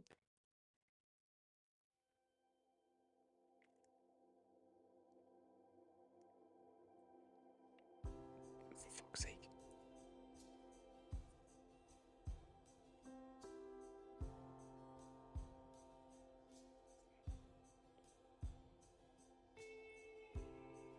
Circle, remove circle, clear circle, check circle, minus. Remove, plus, add. That makes sense. Disabled. I feel like I'm missing something, but it's fine. That's delete. That's delete. Cool.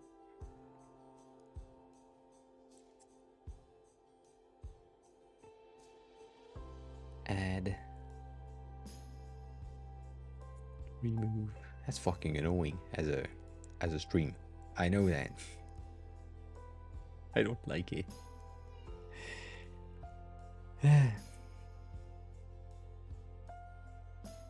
But it's needed, so.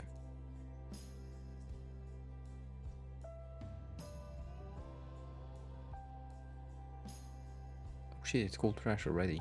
Nice. And then this one is hard or yeah, hard.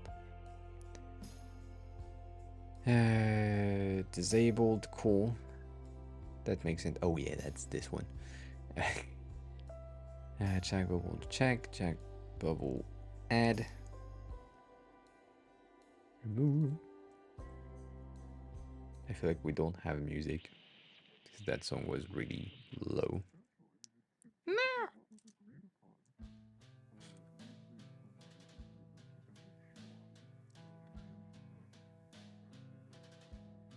Delete. And so what we said was these are supposed to be renamed with the same name dash top because they are the top. Nothing in sports. And here, add, remove, makes sense. Add, check, no. Fuck.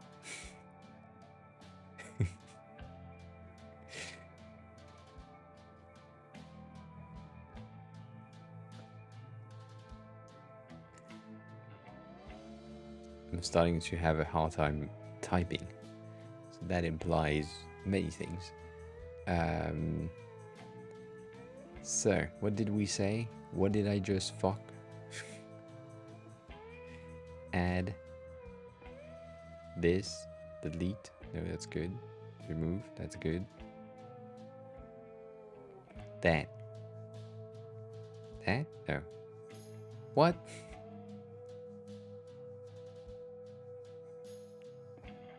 No. I don't have these anymore. Anyways. Oh, database. Database with that. Check, because it's not placed in the same situation. I hate that.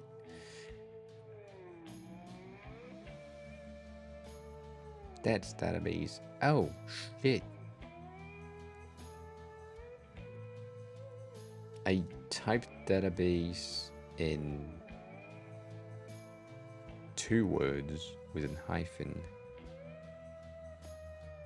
and not this one. Alright, cool.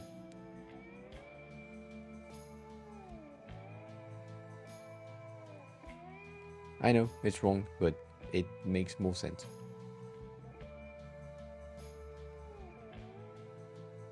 In some cases.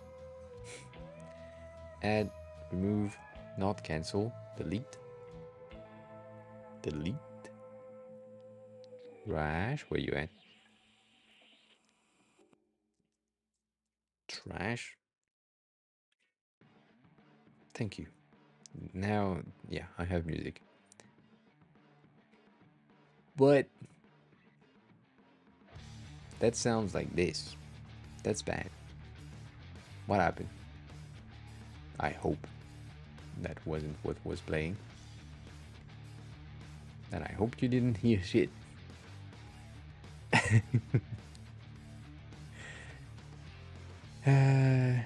Add, cool. Remove, cool. Add, cool. X, hi, welcome on in. How are you? How is your day going? Delete is fine. That is validated and it should be check. Fuck.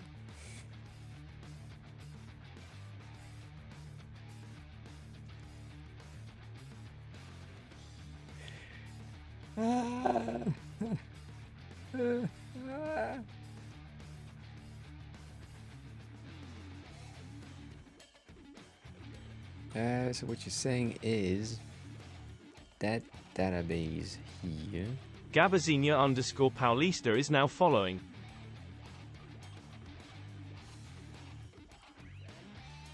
Gabizin? And Paulista? Hi, welcome on in. Thanks a lot for the follow. How are you? Who are you? How did you find the stream? I was a bit delayed. I had a bit of a hard time reading your name, but I hope you're good. No, we don't. That's why I'm streaming a bit earlier compared to the usual times. So yeah.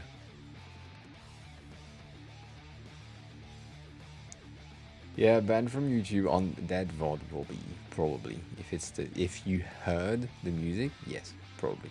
If you didn't, which I hope it's the case, we good. I think we good. I think we good. So, for check, just for check, I'm gonna simulate these nuts, and then rename and find any minus and replace that with remove, just in case, and then find any plus and replace that with add. I should have done that the first time, but just in case, right? That helps. Um,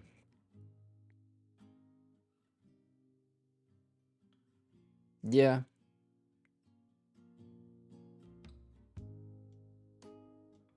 No, I mean there was music in the first place. There is still music right now. It's just like extremely low and also kind of bad. But it's just like Spotify was there. I just hope it wasn't uh, playing at the same time.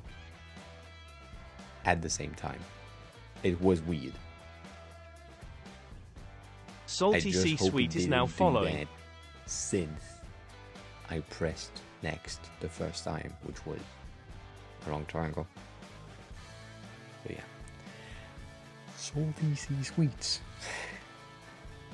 Well, go on in. Thanks for the follow. How are you? Who are you? How did you find the stream? As I think that's okay for the naming convention.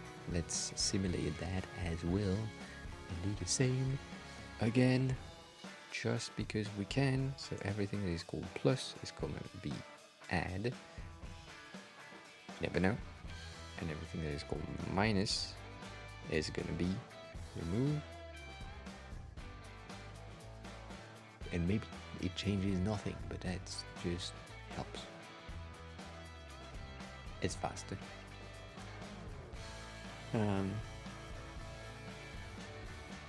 You know, I don't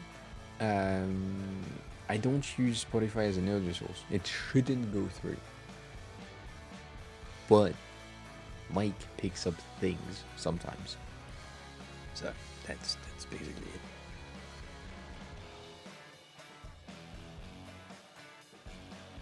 That's all.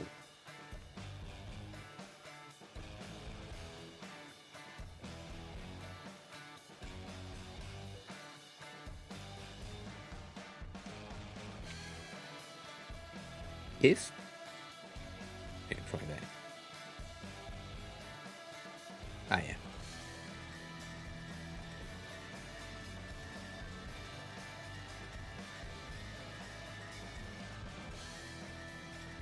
Kind of a crazy song as far as I can hear. And then the free bag. Fuck. I don't know if I can.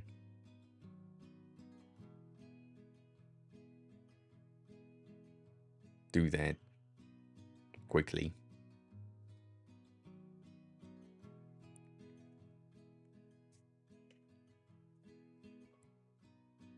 Also, one of my fucking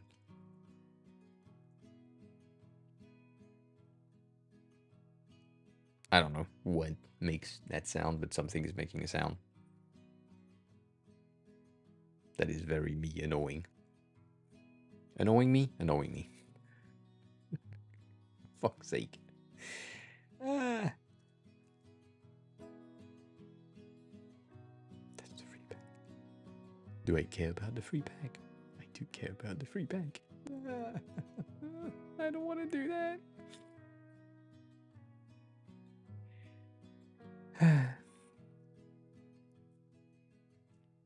Yes, I will do the duotone tomorrow and convert them into images. Just in case. It's not necessary, but it's there. Cool. We good. Things have been renamed. Sadly. For the Figma users, but good for the dev, I guess. And the only thing that is different is these icon with the arrows. By pure luck. That is neat.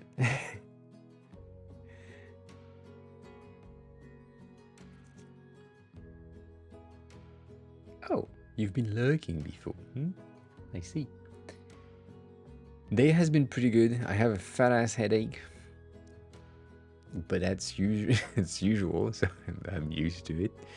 And we had to rename all the fucking icons to work with a specific convention. So that, yeah, that happens, but it's better now. So yeah, do you use Figma as well? Are you a Figma designer? Are you a designer, or are you just a dev? I mean, just a dev is a weird word. What is making that sound? There's like a buzzing sound, as if my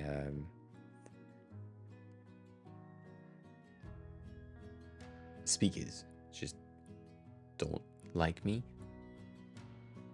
One second.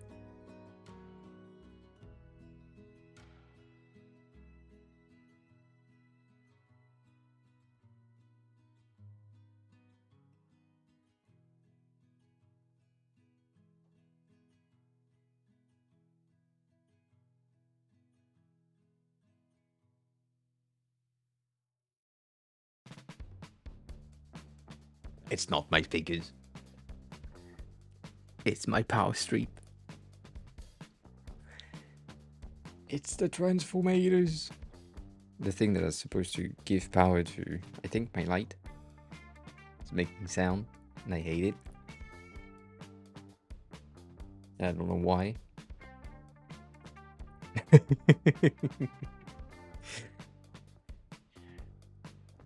I mean, we've been seeing a lot of devs coming in, so that's why I'm asking. But yeah, just a dev. I know that it sounds bad.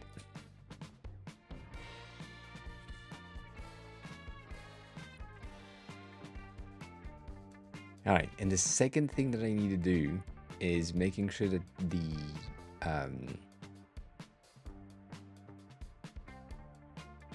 all the things in my arrows collection, right, that have no name called arrows are then, I agree with that, are then named properly. So let's just see. All the ones that don't start with arrows dash arrows. It's kind of sad.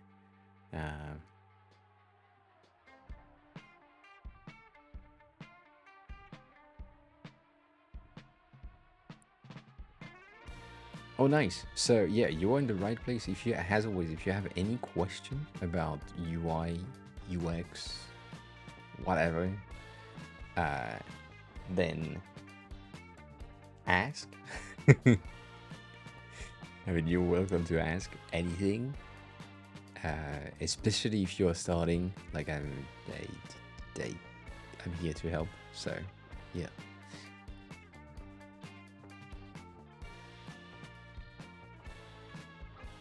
I'm seeing the names of things, and that is pissing me off, because some of these things are named properly and some of these are named like shit. What movie do you plan to watch?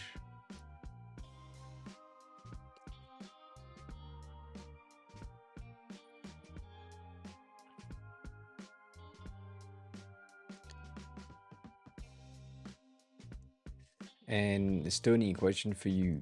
The chevrons, do you, even if they are called chevrons up, down, left, right, do you name that arrow chevrons, or do you name that chevron because you have 4 of them?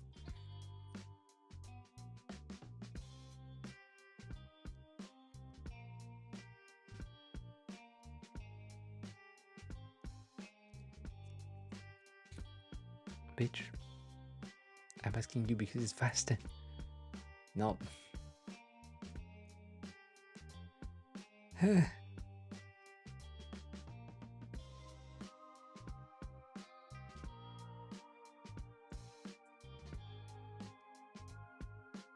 Alright, cool.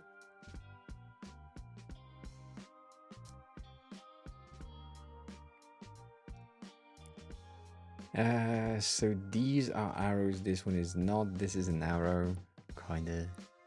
Um, this is pass. All of these are supposed to be arrows.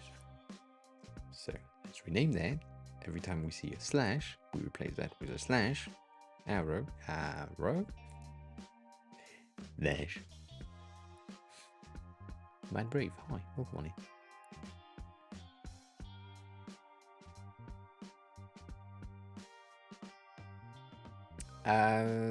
Other than the Figma YouTube channel on its own, my stream is great, but you kind of limited in the type of thing that you can learn online. In Figma, there is like a ton of YouTube channel that will help you with that I don't know a word of, but yeah, like self promo because you're on my stream now, but yeah, my stream is pretty good. Whatever you have a question about, you can just ask and I will answer. Figma is an amazing tool and I can do whatever the fuck I wanted, so just ask.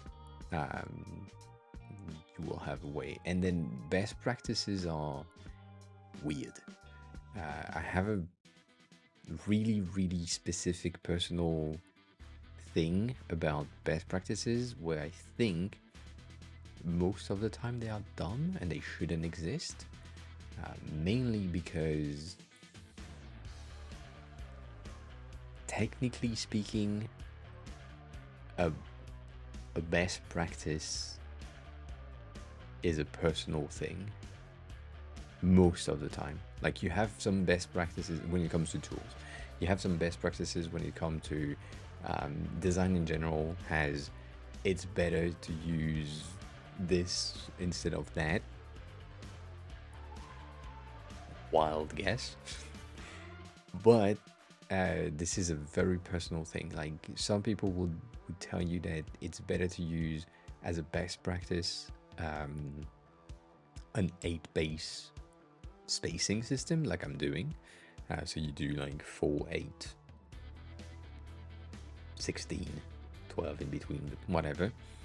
And then there are other people that are saying that an even is better because they are better for like iOS design. So it really depends on the person. So best practices are kind of weird. I get.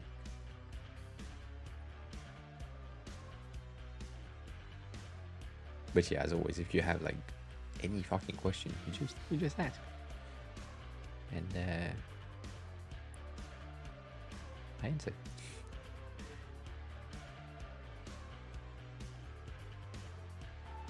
Oh, fuck me.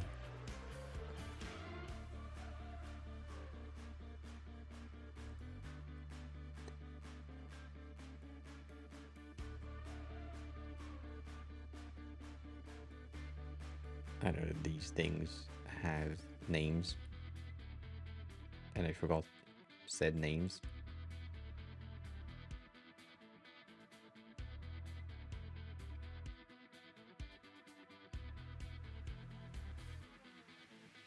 Nope. These are good. Ones are good. The branching though are arrows that we need to take. And then these are arrows as well. Okay, I think I have a feeling that that's good. Yep. Let's rename that. And we said that arrow dash.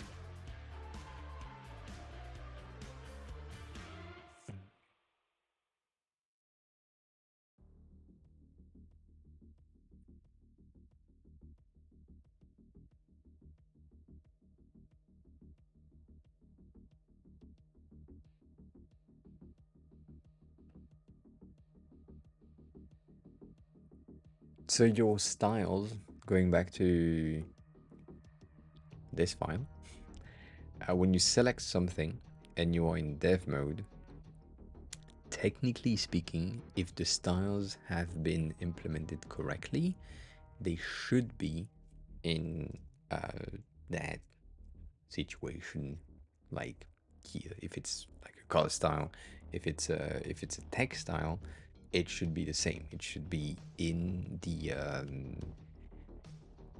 text what type of text it is. Currently, this thing doesn't really have like other than text semi-bold, so it's makes sense, but you can't really see where is the fucking textiles in there. So it's a bit complicated because it should be here, but it's not. So that's just how Figma is built. So it's not your amateur thing. It's just like Figma is shit at the moment. One thing that I could recommend you to not do, if you have an option to not have access to this dev mode option, please do, because the dev mode is going to be extremely expensive. Um, if you have the ability to just get in the file in a private browser, if you just put your Figma file in your draft and you just share a link with yourself, but you open that in a private browser, that would work. You wouldn't have the dev mode, I think. But the dev mode is going to be $35 per month, as far as I remember, which is double the price of Figma if you pay for it. Like Figma is 14, and I think this is going to be 35. So that's, if you can avoid using it, that would be highly appreciated. Yeah, you get that for free for now. That's the thing. Like I love the for free thing, but it's still less good than I think if I take a look at the recent that is shared with me that I have access to in a view only mode,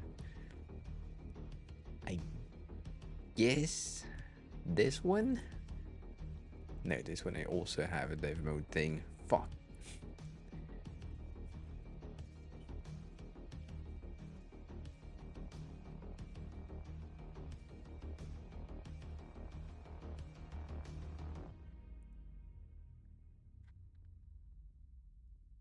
Yeah, I mean you should have this anyways to give you like more information. But if you want to just deep dive into things, the command key, or which platform are you on? Are you on Windows or on Mac? We'll change the shortcuts. But if you're on Windows, like basically using the control key will help you to deep dive directly into the deepest level of element that you can, which is not really a thing in dev mode per se. Like I can't select deeper. I need a, like I can't double click or whatever.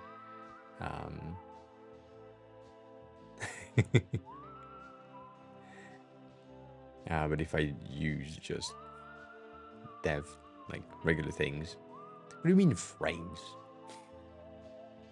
Also possible. Hi, welcome on in. Frames? They're cute. They dirty as fuck. They're cute. They have like a small design right here.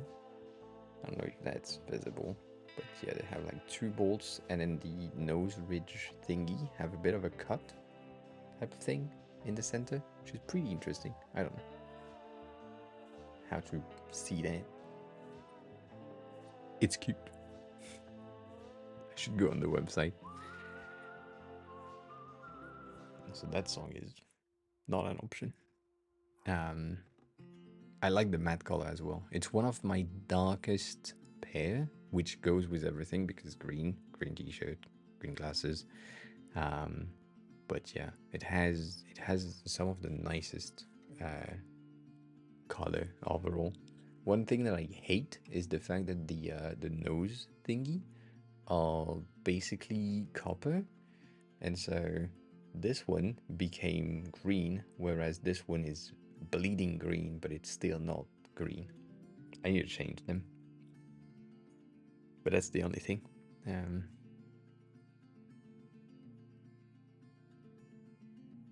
I do have kohala cloth, as you microfiber type of thing. I have like plenty, but just didn't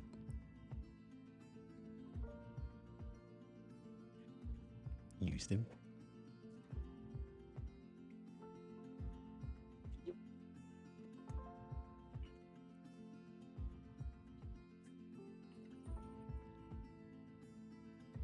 I think it's not the greatest, but these microfiber things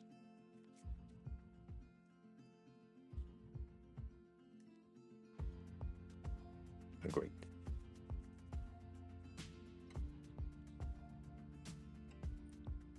But I still have plenty of dust in my flat anyways. So yeah, Manbrave, you can go deeper with using the command key to select any fucking layers you want. Like for example, if I go into my sliders, because that's an interesting thing. If I wanted to know what the tooltips text have, if I was on the dev mode section, I could only technically select that, but I wouldn't be able to like deep dive into that text exactly unless I zoom in, and that's just not the greatest. And same thing here, I don't have like the text styles or whatever in dev mode, so that's really weird. I think, as far as I remember, I think if my text style have descriptions, then and only then will that be showcased in the dev mode. But I don't use that. I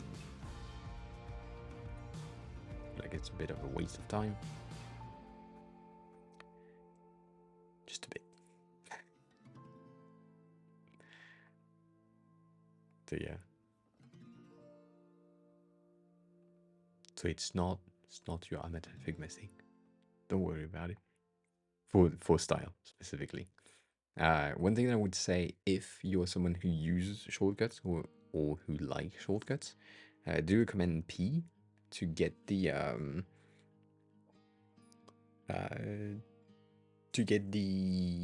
menu, command palette, whatever thing, and type shortcut. Press enter and see the shortcuts you have. So everything that is in blue is something that you have used in the past. Everything that is in not blue is something that you haven't used. So for now, for example, if I do Command D, it would go into dev mode, and you can see that now I'm in dev mode. I have shortcuts for dev modes. So going back now, that view is in blue, and it works because I have my entire thing, and I've used the entire shortcuts. So some of them, as you can see, I don't use often, and some of them I use often. Like really often. Oh, 0, 0 is 0%. I didn't know that. Shit.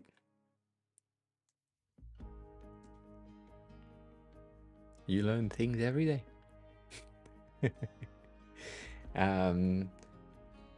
Yeah. I wouldn't say the copy CSS property is good, but I would say the dev mode, I mean, depending on your dev level, that's the thing.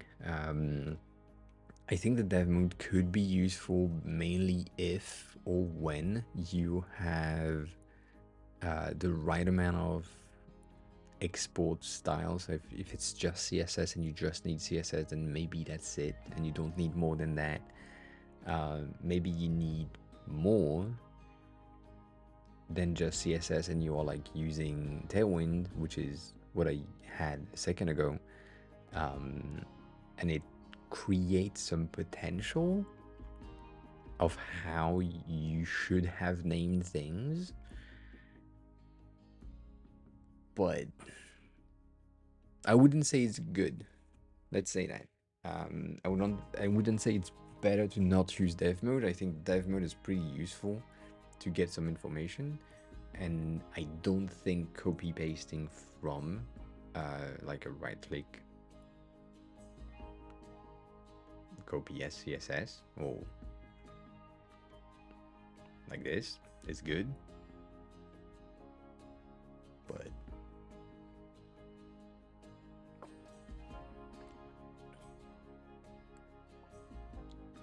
if you use just regular CSS, you should have like the basic. And if you use the thing as a designer, which is the case, you should be able to use like the option key or the alt key to be or see the distances in between things and the sizes, and you have basically everything you need rather than being here, which is, it's fine, but like the distance here, I still need to use the fucking alt key to see the distance, which shouldn't be the case. So,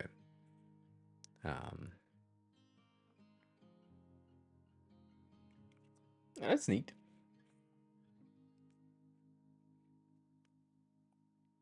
I mean, if it works. If you can do everything and everything works, and it works for you, that's great. Like, I'm trying to learn code to be able to do something kind of similar. Being able to create component that is like serviceable and sendable in like a Framer format. That's hard. But yeah. So technically, I think you should use both versions. You should use that as the Figma basic thing and how it works, how things are placed and all that inside of the inspector. I think that's enough. But then if you really want to copy paste some CSS, then probably would be enough to just like basic CSS layout, whatever. Yeah.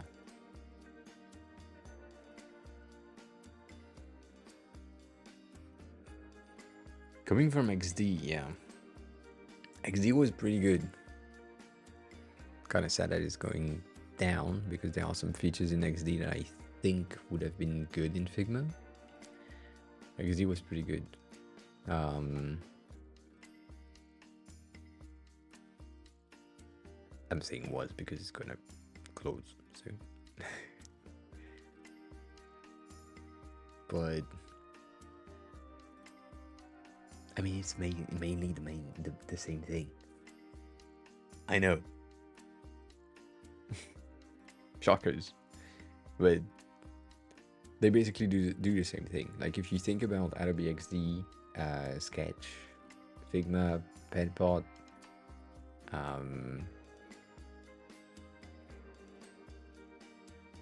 yeah, all that, they're basically the same thing. Like Framer is the same thing. It's just it's a you have the same tools in most situations that have the same effect, and the only thing that changes is the shortcuts. So one of the examples that I kind of hate, but now I'm used to it. In Figma, I'm creating a rectangle to do rectangles here and there when I need that. In Framer, I need to do a frame, which is technically a div every time. So when I need a fucking rectangle, I needed a frame. And so I'm starting to get that as a potential on my side of things to make sure that I can learn and do a frame instead of a rectangle when I need to. But that seems unnecessary in some situations when I just need like a vector thing. But yeah, I don't know. But yeah, I wish they come into to Figma. Like for example, the fold, the scroll thing. I wish that comes in because that would be so much useful to say my screen is X amount of height, and you have the tiny amount of line, like the blue line that was in XD, and like from that you know that it's repeating, and that's the amount of scroll that you have on your screen.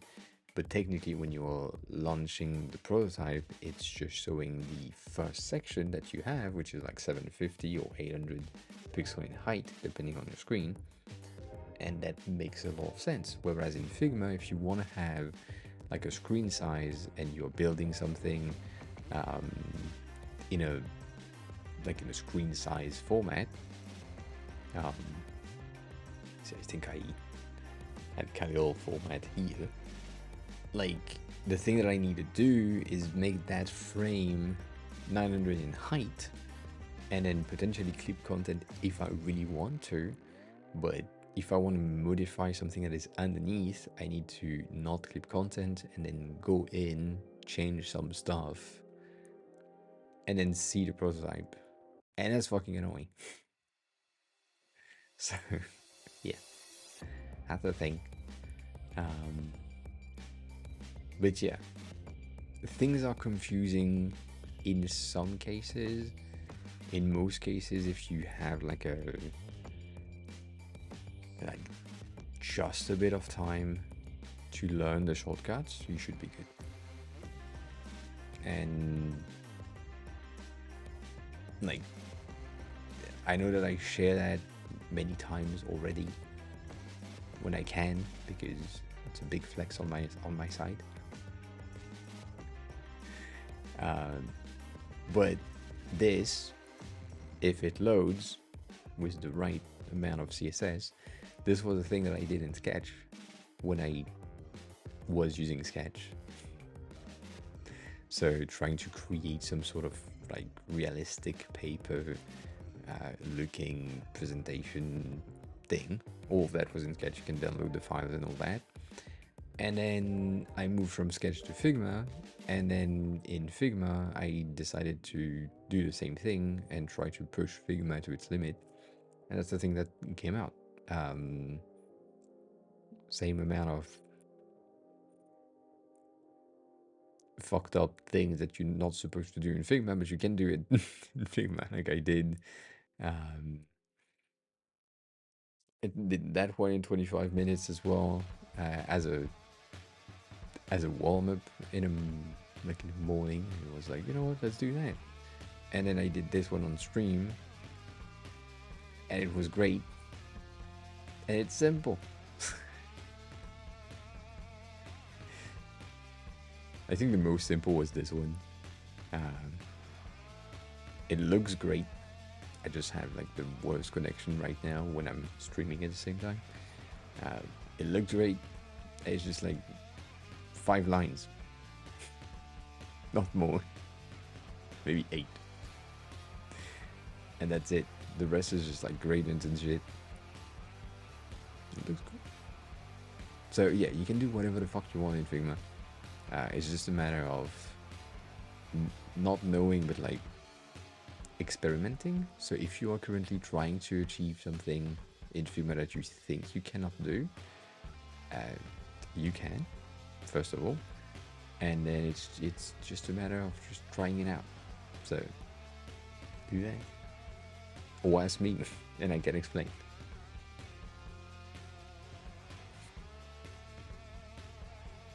But the more that we are seeing things, I'm looking at other tools. We have like other tools that are like AI based that help you to generate things in Figma easily. These are interesting as well. Like they will 100% help you in the long run. So maybe try them out. I think this one is called Galileo.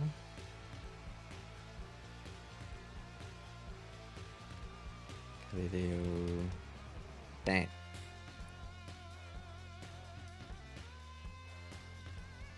there was like an ad on Twitter or somewhere else that just was weird. I don't understand why my internet is so trash when I'm trying to load websites. This makes no sense. It's a matter of maybe I'm on Wi-Fi, even though I cannot be, because it's fine. Anyway, this, if you can access it, this is great. This is a great website.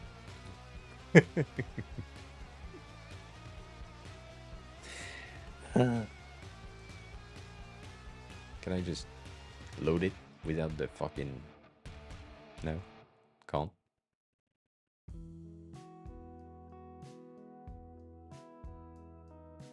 I have...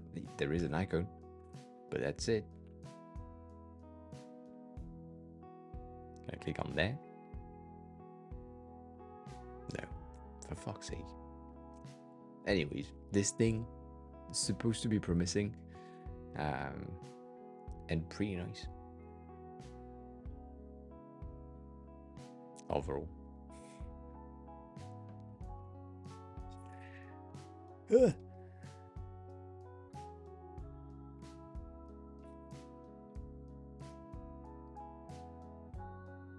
doesn't fucking load. I hate it.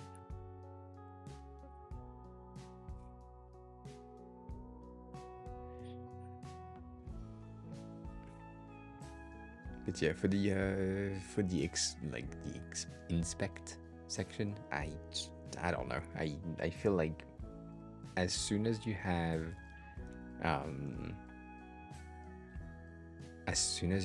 the understanding of how Figma works as a whole system, you don't need the inspect tools.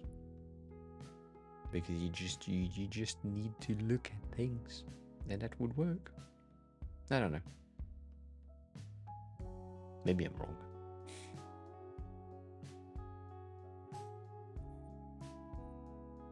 Maybe I'm wrong.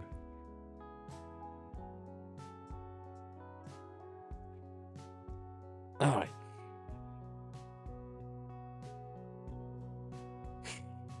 Cool.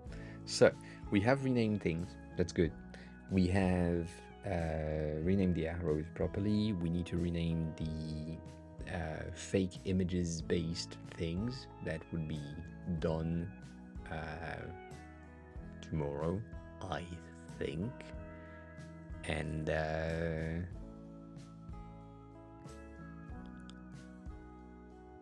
yeah, if all goes well. Where are you going, Stony? Who's live for you? That I don't have in my fucking... Oh, Andy's live. That's pretty interesting as well.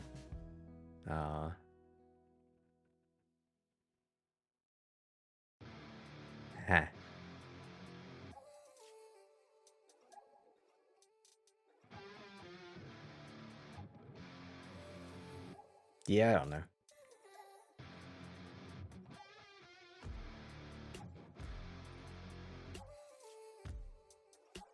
Yeah. Been raiding Togo bit a lot. Maybe we can raid Andy. That would be wild. Andy Leapy. We haven't raided a lot. But he's currently multi-streaming, I think. Anyways. Yeah. We'll see about that. Anyways, I clicked the button. So, if you're here and you enjoyed the stream, please click the follow button. That would be highly appreciated. As always, I'm trying to reach like 2K before the end of the year, so we have like 2 months to get 120 people following. So, we appreciate that.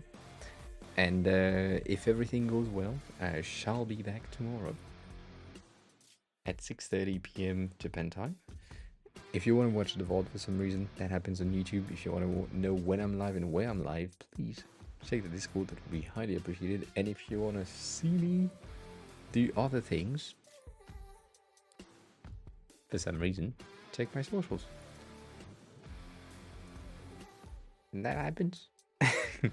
If you are kind and you want to give me money, you can give me through that rather than giving me money through Twitch. Even though I like the subs, but I don't need them, but I kind of need them because I need money. Anyways, I'm running out of time as always.